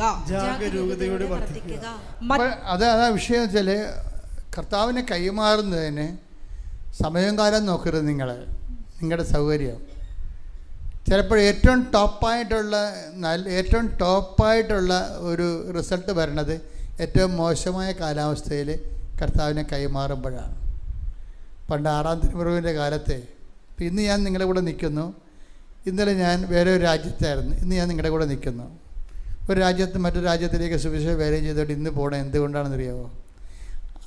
86 കർത്താവ് മോശപ്പെട്ട ജീവിതക്കാരാണെന്ന് പറഞ്ഞൊരു വൃത്തികെട്ടവൻ കർത്താവിനെക്കുറിച്ച് ഒരു നാടകം എഴുതി. അത് നിരോധിക്കണമെന്നും പറഞ്ഞുകൊണ്ട് കേരളം മുഴുവനും ഇളകിയപ്പോൾ അന്ന് ഇവിടുത്തെ പുരോഗമന സാഹിത്യകാരന്മാരും നമ്മുടെ കൂട്ടത്തിൽ തന്നെ ചില പിന്തിരിപ്പന്മാരും നാടകത്തിന് അനുകൂലമായി. അതിലൊരു നാടകം നടത്തിയെന്ന് പറഞ്ഞാൽ വിശ്വാസം പോകുമോ? വിശ്വാസം പോകണമല്ല പ്രശ്നം. എൻ്റെ അമ്മയെ, എൻ്റെ അപ്പനെ, എൻ്റെ ഈശോനെയൊക്കെ എന്തെങ്കിലും പറഞ്ഞാൽ ദൈവസ്നേഹമുള്ളവർക്ക് ഫീൽ ചെയ്യും, അല്ലേ? തീർച്ചയല്ലേ? ഇപ്പം ഞാൻ പള്ളി വിളിച്ച് പറഞ്ഞ് ഇന്ന് നമുക്കൊരു പരിഹാര പ്രകടനം നടക്കും. മനുഷ്യൻ ചെയ്ത് കൂട്ടുന്ന പാപത്തിന് പരിഹാരമായിട്ട് ഒരു പരിഹാര പ്രചരണം നടത്തണം. അപ്പോൾ ഞാൻ മാർക്കറ്റിൽ ഇപ്പം ഞാൻ നടത്തുപള്ളി ഇരിക്കണമെന്ന്, ഇപ്പോൾ ഇടവപ്പള്ളിയിൽ നിന്ന് ഞാൻ വൈകുന്നേരം 3 മണിക്ക് വരും എന്ന് വരുമ്പോൾ നിങ്ങളും റെഡിയാണെന്ന് പറഞ്ഞു. അപ്പോൾ ഞാൻ സാധാരണ ഇപ്പോൾ വിളിച്ച് പറഞ്ഞ ആൾക്കാർ വരണതാണ്. അപ്പോൾ ഞാൻ ചെല്ലുമ്പോൾ 4-5 വലിയമ്മമാരേ ഉള്ളൂ. പരിഹാരം എന്താ പ്രശ്നം? ഇതിന് എതിർപക്ഷത്തിലുള്ള പാർട്ടിക്കാർ എല്ലാ വീടുകളിലും നേരെ ഇറങ്ങി പറയും, ബിഷപ്പുമാർ വരെ നാടകത്തിന് അനുകൂലമാണ്, നിങ്ങൾക്ക് തലക്ക് വല്ല കാച്ചിലുണ്ടാ, വീട്ടിൽ കുത്തിയിരിക്കാൻ പാടില്ല ചോദിച്ച്. അച്ഛനൊക്കെ അങ്ങനെ അഭ്യാസം കാണിക്കാനൊക്കെ ഇറങ്ങിയിരിക്കണമെന്നൊക്കെ പറഞ്ഞുകൊണ്ട് ഇവർ നെഗറ്റീവ് അടിച്ച് ഇവരൊരു ആരും വന്നില്ല. ചന്ത സ്ഥലത്ത് വരണ്ടേ, കുരിശും കൊണ്ട് വരണം. ചന്തയിലാണ് നടത്തുന്നത് ഈ സംഭവം. കുരിശും കൊണ്ട് അവിടെ നിന്ന് 2.5 കിലോമീറ്റർ 2.5 മൈൽ നടക്കണം ഈ കുരിശും പിടിച്ച്. അപ്പോൾ ഞാൻ വരുമ്പോൾ ഞാൻ ഓട്ടോറിക്ഷയിൽ വലിയൊരു കുരിശൊക്കെ സംഘടിപ്പിച്ചുകൊണ്ട് ഇടവപ്പള്ളിയിൽ നിന്ന് നടത്ത പള്ളിയോട്ട് ചന്ത വരികയും ചന്ത വരുമ്പോൾ ആട് കിടന്ന പട്ടി പൂടയില്ല, ഒരു മനുഷ്യയില്ല. 4-5 വല്യമ്മമാരുണ്ട്. ഈ വല്യമ്മമാരെയും കൊണ്ട് പോയി കഴിഞ്ഞാൽ വെയിലത്ത് മിക്കവാറും വീഴുക. പക്ഷെ ഞാൻ എന്നാൽ പിന്നെ നമുക്ക് വേറെ ദിവസം നടത്താമെന്ന് പറഞ്ഞ് ഞാൻ പോകുന്നില്ല. ഞാൻ ആ കുരിശെടുത്തിട്ട് ഈ 6 വല്യമ്മമാരുമായിട്ട് നാഷണൽ ഹൈവേ കൂടി 4-5 കിലോമീറ്റർ ഈ പരിഹാര പ്രസംഗം നടത്തി. അപ്പം കർത്താവിന് മനസ്സിലായി ഇത് കുറഞ്ഞ പുള്ളിയല്ല, കർത്താവിൻ്റെ കൂടെ നിൽക്കുമെന്ന് മനസ്സിലായി. ഹല്ലേലൂയ, ഹല്ലേലൂയ, ഹല്ലേലൂയ, ഹല്ലേലൂയ. അതാണ് പ്രശ്നം. ഞാൻ നിങ്ങളോട് എന്തെങ്കിലും പറയുന്നുണ്ടെങ്കിൽ ഞാൻ ആ ബോംബ് നേരത്തെ പൊട്ടിച്ച് പരീക്ഷിച്ചിട്ടുള്ള ആളായിരിക്കും. അത് ആ സമയത്ത് ഇതുപോലെ 5-6 വല്യമ്മമാരുമായിട്ട് നാഷണൽ ഹൈവേ കൂടി കുരിശ് ബല്ലെ പിടിച്ചുകൊണ്ട് പോകണമെങ്കിൽ അന്നത്തെ കാലത്ത് ആ ഒരു സിറ്റുവേഷൻ നിൽക്കുമ്പോൾ ഭയങ്കര പാടായിരുന്നു. പക്ഷേ എങ്കിലും എന്താ പ്രശ്നം വെച്ച് കഴിഞ്ഞാൽ ഉടമ്പടിയിലൊരു സാധനമുണ്ട്, അത് നിങ്ങൾ ഓർത്തേക്കണം. കാര്യം ഉടമ്പടിയെ സംബന്ധിച്ചിടത്തോളം ദൈവത്തെ നമുക്ക് 3 തരത്തിലാണ്. ഇപ്പോൾ ഉടമ്പടിയിലുള്ള ദൈവത്തെ 3 തരത്തിലാണ് നമുക്ക് എക്സ്പ്രസ് ചെയ്യാൻ പറ്റണത്. ഫെയ്ത്തിനെ, വിശ്വാസത്തെ എക്സ്പ്രസ് ചെയ്യാൻ പറ്റുന്നത് 3 തരത്തിലാണ്. നിങ്ങളെന്താ ഗതികെട്ടിരിക്കണമെന്ന് വിചാരിച്ചു കഴിഞ്ഞാൽ ഇതിൻ്റെ അകത്ത് ഒരു തരം മാത്രമേ നിങ്ങൾ ഉപയോഗിക്കുന്നുള്ളൂ. വിശ്വാസം എക്സ്പ്രസ് ചെയ്യണം എന്താണ്? പ്രാർത്ഥന. രണ്ടാമത്തത് എന്താണ്? പ്രഖ്യാപനം. മൂന്നാമത്തത് എന്താണ്? പ്രയോഗം. പിടിയിട്ടില്ലേ? ഉടമ്പടിയിൽ എല്ലായിടത്തും ഉള്ളത് പ്രാർത്ഥനയാണ്. എന്താ പ്രശ്നം? പ്രാർത്ഥനയ്ക്ക് എന്താ കുഴപ്പം? വെറുതെ മുറി കുത്തിയിരുന്ന് പ്രാർത്ഥിച്ചാലും പ്രാർത്ഥന കേട്ടതില്ല, വലിയ മുതൽ മുടക്കില്ല, കഷ്ടപ്പാടില്ല. മഴയാണെന്നുണ്ടെങ്കിൽ അകത്തോട് കുതികിരുന്ന് നമുക്കൊന്ന് പ്രാർത്ഥിക്കാൻ പറ്റും. ദൈവത്തിന് എന്ത് മെച്ചം, നമുക്കെന്ത് മെച്ചം? ഒരു മെച്ചവുമില്ല. പ്രാർത്ഥിച്ചെന്നൊരു സമാധാനം, അത്രയേ ഉള്ളൂ. പ്രാർത്ഥനയ്ക്കുള്ള കുഴപ്പം നിങ്ങൾ എന്ത് സ്പെൻഡ് ചെയ്യുന്നു എന്നുള്ള പ്രോബ്ലം. നിങ്ങളെന്താ, നിങ്ങളുടെ മുതൽ മുടക്ക് എന്താ? യേശു ക്രിസ്തുവിന് വേണമെങ്കിൽ ലോകത്ത് മുഴുവനും മനുഷ്യൻ്റെ പാപങ്ങൾ പരിഹാരം ഉണ്ടാകട്ടെ എന്ന് പറഞ്ഞാൽ പോരെ ദൈവത്തിന്? ഉണ്ടാകട്ടെ എന്നും പറഞ്ഞല്ലേ ഈ ലോകം സൃഷ്ടിച്ചത്. അങ്ങനെയാണെങ്കിൽ ഇതിൻ്റെ പാപങ്ങൾ മാറട്ടെ എന്ന് പറയുമ്പോൾ മാറാനല്ലേ ഉള്ളൂ. പക്ഷെ മാറാതെ അവൻ പ്രകൃതിയ ദൈവമായിരിക്കവേ ദൈവത്തോടുള്ള സമാധാനം മുറുകെ പിടിക്കേണ്ട കാര്യമായി പരിഗണിക്കാതെ അവൻ ദാസനായി മരണത്തോളം കുരിശുമരണത്തോളം തന്നെ താഴ്ത്തി. കണ്ട, അതാണ് ഈ പ്രോസസ്സിംഗ് എന്ന് പറയുന്നത്. അതായത് ഏറ്റുപറച്ചിലൊരു വിഷയമാണ് അതിൻ്റെ അകത്ത്.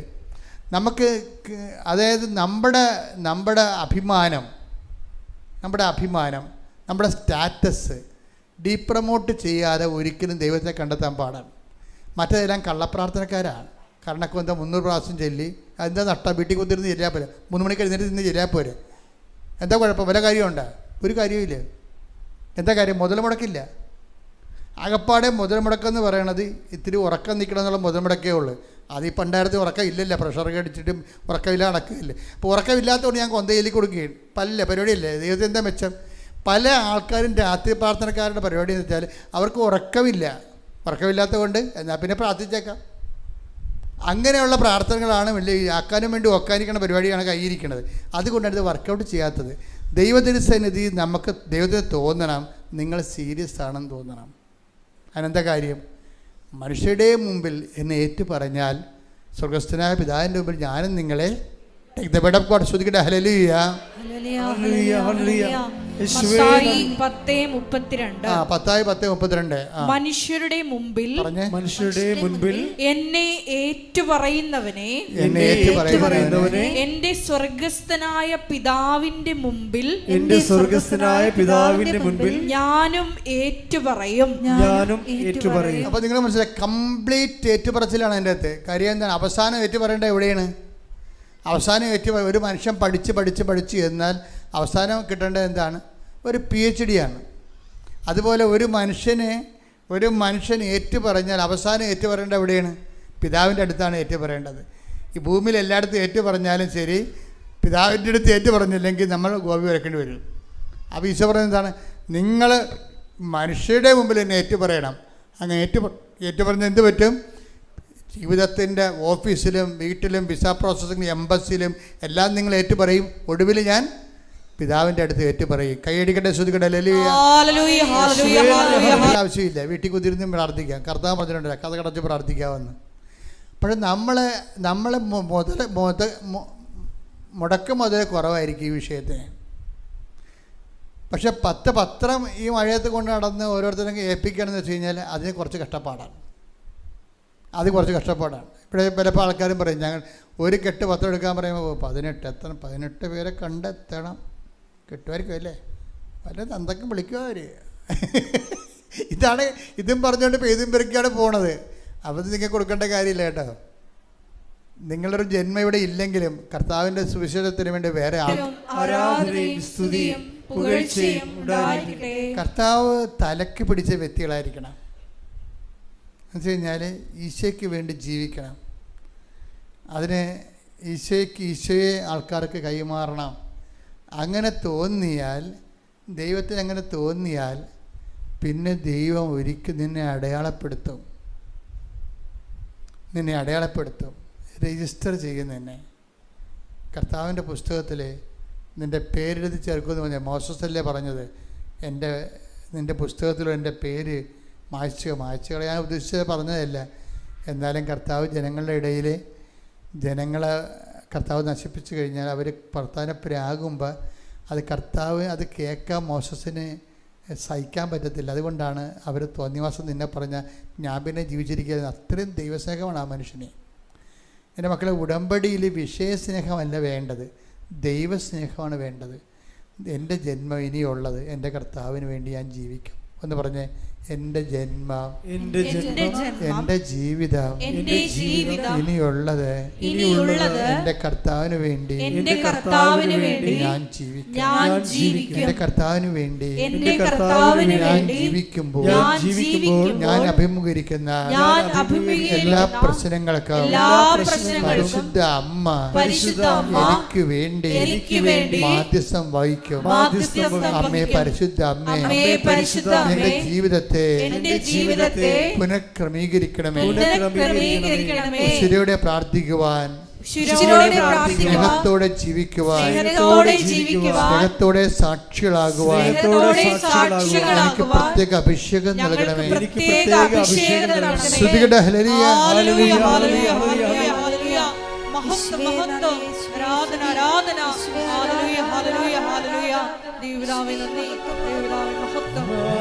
പറഞ്ഞു മനസ്സിലായല്ലേ? ഉടമ്പടി ഉപദേശങ്ങളാണ്. എന്തൊക്കെയാണ്? കാര്യങ്ങൾ മോശമായിട്ട് നീങ്ങിയാലും നിങ്ങൾ മോശമായി നീങ്ങി. രണ്ടാണ്.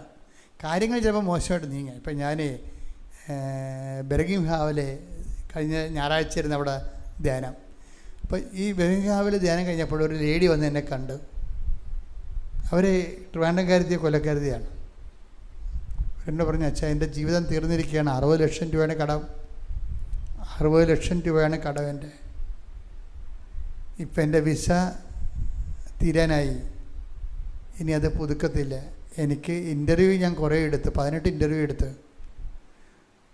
ഒറ്റ ഇൻ്റർവ്യൂ എനിക്ക് കിട്ടിയിട്ടില്ല ഇതുവരെക്കും. അപ്പോൾ എൻ്റെ വിസ തീർന്നാൽ പിന്നെ ഞാൻ സറണ്ടർ ചെയ്താൽ ഒന്ന് അകത്ത് പോകും, അല്ലെങ്കിൽ കള്ള വിസ, അല്ലെങ്കിൽ ഒളിച്ച് താമസിക്കണം. അതൊക്കെ നടക്കത്തില്ല. ആരും ഓൺ ചെയ്യത്തില്ല. ക്രിമിനൽ കുറ്റമാണ് ഇപ്പം മൊത്തം. ഇപ്പം അഭയാർത്ഥി പ്രോബ്ലം ഉള്ള കാരണം എല്ലാവരും വിസ ഇല്ലാത്ത എല്ലാവരും അഭയാർത്ഥികളായിട്ടാണ് കാണുന്നത്. അപ്പോൾ അവരെപ്പോൾ വേണമെങ്കിൽ ഡീപ്പോർട്ട് ചെയ്യാൻ പറ്റും. പിന്നെ നമുക്കൊന്നും ചെയ്യാൻ പറ്റത്തില്ല, കാർഡില്ല. പിന്നെ അതോട് അഭയാർത്ഥികളായിട്ട് പറഞ്ഞാൽ ഭക്ഷണം കിട്ടുമെന്നേ ഉള്ളൂ. പക്ഷേ നമ്മുടെ റൈറ്റെല്ലാം, പേഴ്സൻ്റെ റൈറ്റെല്ലാം പോകും. മക്കളൊക്കെ പഠിപ്പിക്കും അവർ. അത് കുറച്ച് കഴിയുമ്പോൾ നിയമങ്ങളൊക്കെ മാറുമെന്നാണ് തോന്നുന്നത്. ആ രീതിയിലാണ് ഇപ്പോൾ പോണത്. അപ്പോൾ ഇങ്ങനെ വല്ലാത്തൊരു പ്രശ്നത്തിലാണ് അച്ഛാന്ന് പറയും. അപ്പോൾ ഞാൻ അവളെ പ്രാർത്ഥിച്ചു വിട്ട്. പക്ഷെ ഞാൻ അതിന് 3 കിലോ, പിന്നീട് അടുത്ത ധ്യാനം അടുത്ത ദിവസം വരണത് വേറെ ഒരു സ്ഥലത്താണ്. ഒരു 10-50 കിലോമീറ്റർ സ്പീഡിൽ ഡ്രൈവ് ചെയ്താൽ 3.5 മണിക്കൂർ 4 മണിക്കൂർ എടുത്താൽ ആ സ്ഥലത്തെത്താൻ പറ്റത്തുള്ളൂ. അതാണ് സെയിൽഫോർഡ് എന്ന് പറയണത്. സെയിൽഫോർഡ് ചെന്നപ്പോൾ അവിടെ ഇവർ നിൽപ്പുണ്ട്. പിന്നെ ഞാൻ ഒരു ദിവസം രോഗികളെ മാത്രം കണ്ട വേറൊരു സ്ഥലമുണ്ട്. രോഗികളെ മാത്രം കാണും. അതായത് ക്യാൻസർ രോഗികളെയും അതുപോലെ തന്നെ മറ്റു തരത്തിലുള്ള ഗുരുതര പ്രശ്നങ്ങളുള്ള എല്ലാവരും കാണുന്ന ഇതിന് വേറൊരു പള്ളിയെടുത്ത് അവിടുത്തെ ഒരു തോമസ് ബ്രദർ എന്ന് പറഞ്ഞ റാണി സിസ്റ്റർ, പിന്നെ എയ്ഡൻ, അങ്ങനെ കുറേ ലിസ്റ്റ് ചേച്ചി, അങ്ങനെ കുറേ അഗസ്റ്റിൻ ചേട്ടൻ, അങ്ങനെ കുറേ നല്ല പ്രവർത്തകരാണ് അവിടെ ഉള്ളത്. അപ്പോൾ അവരാണ് ഇതെല്ലാം സംഘടിപ്പിക്കുന്നത്. ഞാനിങ്ങനെ ശുശ്രൂഷ ചെയ്ത് കൊടുക്കണമെന്നേ ഉള്ളൂ. ആ സംഘടനയെല്ലാം അവരാണ്. അപ്പോൾ അവർ അവിടെ ചെല്ലുമ്പോഴുണ്ട് ഈ രോഗികളെ കൊണ്ടുവരാനും അച്ഛൻ്റെ അടുത്ത് കൊണ്ടുവരാനും ഒക്കെ നിൽക്കണേ ഇവരാണ്. ഞാനെടുത്ത് ഇവർ തീരെ നിൽക്കണേ.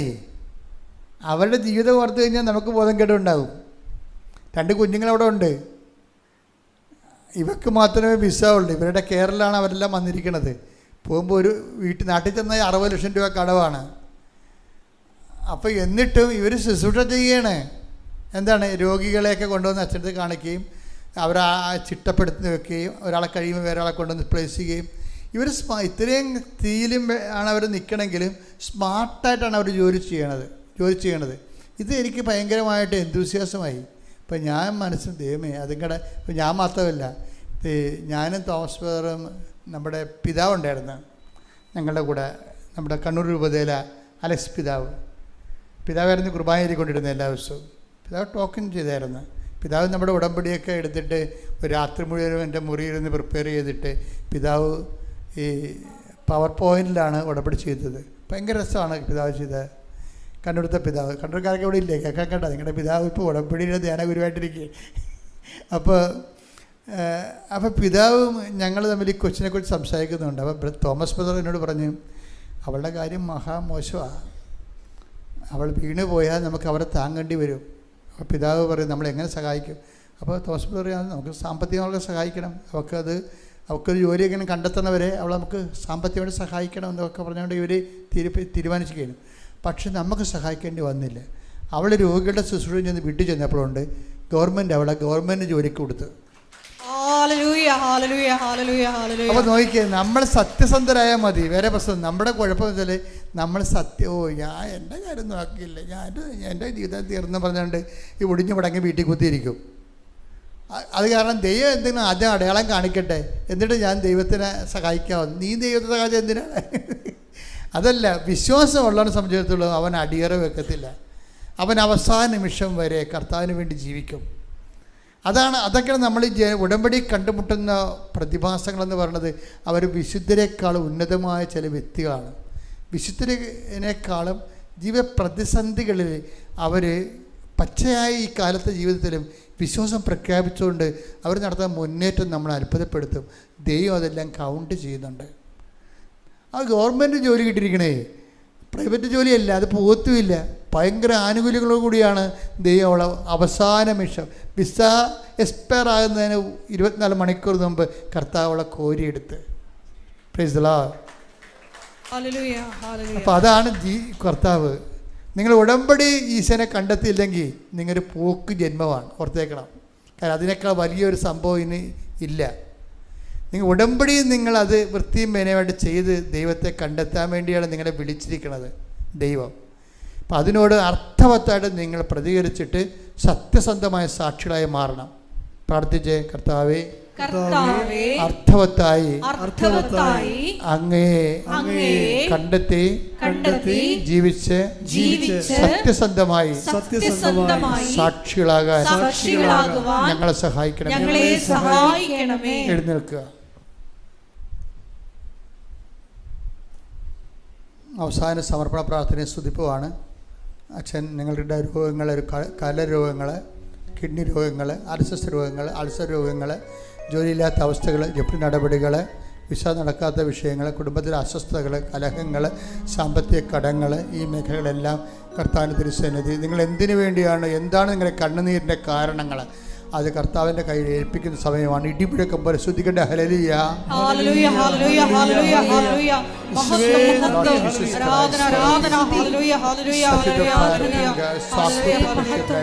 And I through the Catholic Church, with the power of Jesus Christ, with the emeritus Holy Priesthood, I bless the Holy. 39 വർഷം ഞാൻ അർപ്പിച്ച കൃപാനയുടെ യോഗ്യതയാൽ, 39 വർഷം ഞാൻ അർപ്പിച്ച കൃപാനയുടെ യോഗ്യതയാൽ, കൃപാസ്ഥാനത്താറെ ജീവനോടെ പ്രത്യക്ഷപ്പെട്ട പരിശുദ്ധ അമ്മയുടെ മാധ്യസ്ഥത്താൽ ഈ മക്കളെ കർത്താവിനെ ആശീർവദിക്കണമേ. ഈശോ കർത്താവ്, ഓരോ മകനും മക്കളില്ലാത്ത പ്രാർത്ഥിക്കുന്ന, ജോലിയില്ലാതെ പ്രാർത്ഥിക്കുന്ന കർത്താവ്, പരീക്ഷ തോറ്റ് പ്രാർത്ഥിക്കുന്ന കർത്താവ്, വിസ പ്രോത്സാഹിക്കുന്ന പ്രാർത്ഥിക്കുന്ന കർത്താവ്, ജപ്തി നടപടിയുള്ളവർ പ്രാർത്ഥിക്കുന്ന കർത്താവ്, ജീവിതത്തിൻ്റെ വിവിധങ്ങളായ രോഗങ്ങൾ, പീഡകൾ, കടങ്ങൾ, സങ്കടങ്ങൾ എല്ലാവരും കർത്താവിൻ്റെ ദിവസം കണ്ണീരോടെ പ്രാർത്ഥിക്കുന്നു. യേശു ക്രിസ്തുവിൻ്റെ സന്ധി ദൈവത്തിൻ്റെ കൃപ നിങ്ങളിലേക്ക് ആവശ്യിക്കട്ടെ. മാരക രോഗങ്ങൾ, തീരാവേദികൾ, ജീവിത ദുരിതങ്ങൾ യേശുവിൻ്റെ നാമത്തിൽ, യേശുവിൻ്റെ നാമത്തിൽ മാറിപ്പോകട്ടെ. ശ്രുതിക്കട്ടെ, ശ്രുതിക്കട്ടെ. ഹല്ലേലൂയ. രാവിലെ 6 മണിക്ക് ജപമാല റാലി ആരംഭിക്കാം. അപ്പം നിങ്ങൾ ഡേറ്റ് ഒന്ന് ബ്ലോക്ക് ചെയ്തിടാൻ വേണ്ടിയാണ് ഇപ്പോൾ ഓർപ്പിക്കുന്നത്. ബാക്കി അതിൻ്റെ വിഷയങ്ങളെല്ലാം അറിയിക്കും. ഇപ്പം തന്നെ നമ്മുടെ കൃപാസനത്തിൽ വരുന്നവരുടെ വാട്സപ്പ് ഗ്രൂപ്പുകളെല്ലാം വാട്സപ്പ് ഗ്രൂപ്പ് ഓൺലൈൻ ജപമാല മധ്യസ്ഥ പ്രാർത്ഥനയുടെ ആരംഭിച്ചിട്ടുണ്ട്.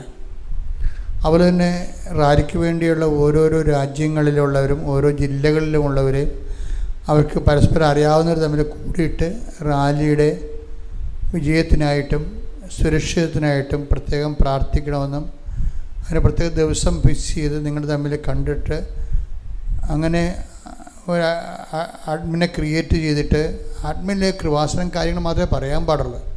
അല്ലാതെ വായ്പ ചോദിക്കുകയൊന്നും ചെയ്യരുത്. കഴിഞ്ഞ കൊല്ലം കുറേ ഫ്രോഡുകൾ കൃപാസനം വാട്സപ്പിൽ കയറിയിട്ട് അങ്ങോട്ടും ഇങ്ങോട്ടും ചാറ്റ് ചെയ്യാൻ തുടങ്ങി. അത് അങ്ങനെ അവർ വോളണ്ടിയേഴ്സ് എന്ന് പറഞ്ഞ് വന്നതാണ്. പക്ഷേ കൃപാസനം എന്താണെന്ന് പോലും അറിയാൻ പാടാത്തവർ എൻ്റെ അത് കയറി.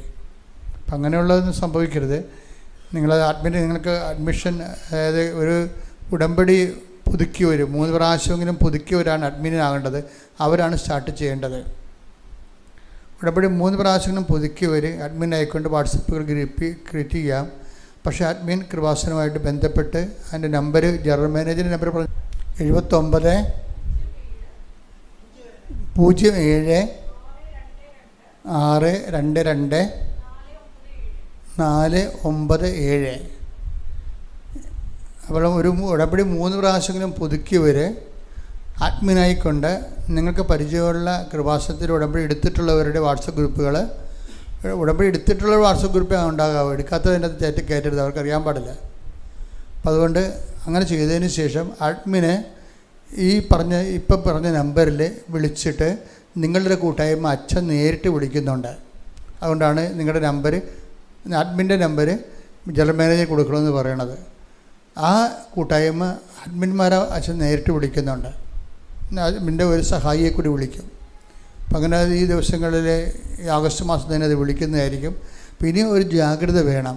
നമ്മൾ ലോകത്തെ ഏറ്റവും വലിയ ദൈവാനുഗ്രഹത്തിൻ്റെ ഒരു പാതയിലേക്ക് പോവുകയാണ്. ഒക്ടോബർ 25 ജപമാല റാലി. ഓക്കെ അല്ലേ? നിങ്ങളുടെ ബാക്കി വിഷയങ്ങൾ, ഓരോരുത്തരുടെയും സങ്കട വിഷയങ്ങൾ മൗനമായി ദിവ്യകാരുണ്യ തിരുസേനയും ഈശോയുടെ അമ്മയുടെ മാധ്യസ്ഥത സമർപ്പിക്കേണ്ട സമയമാണിത്.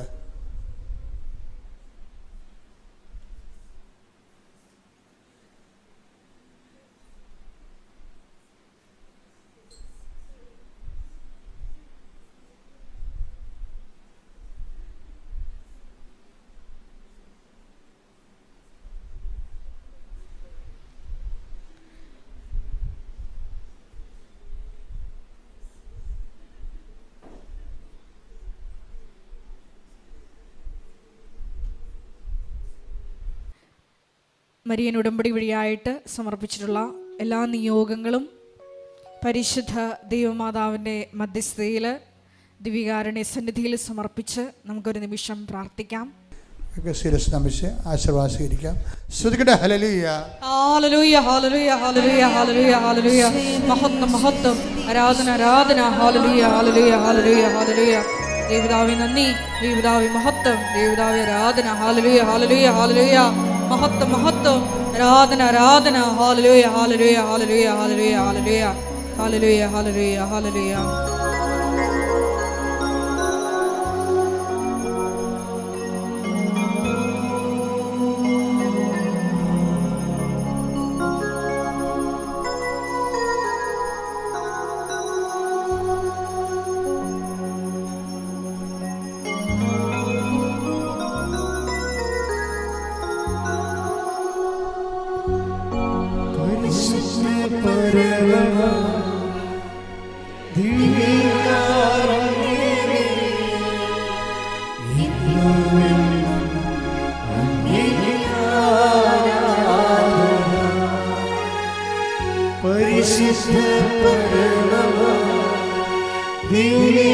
ദിവ്യകാരുണ്യമേ, ഇന്നും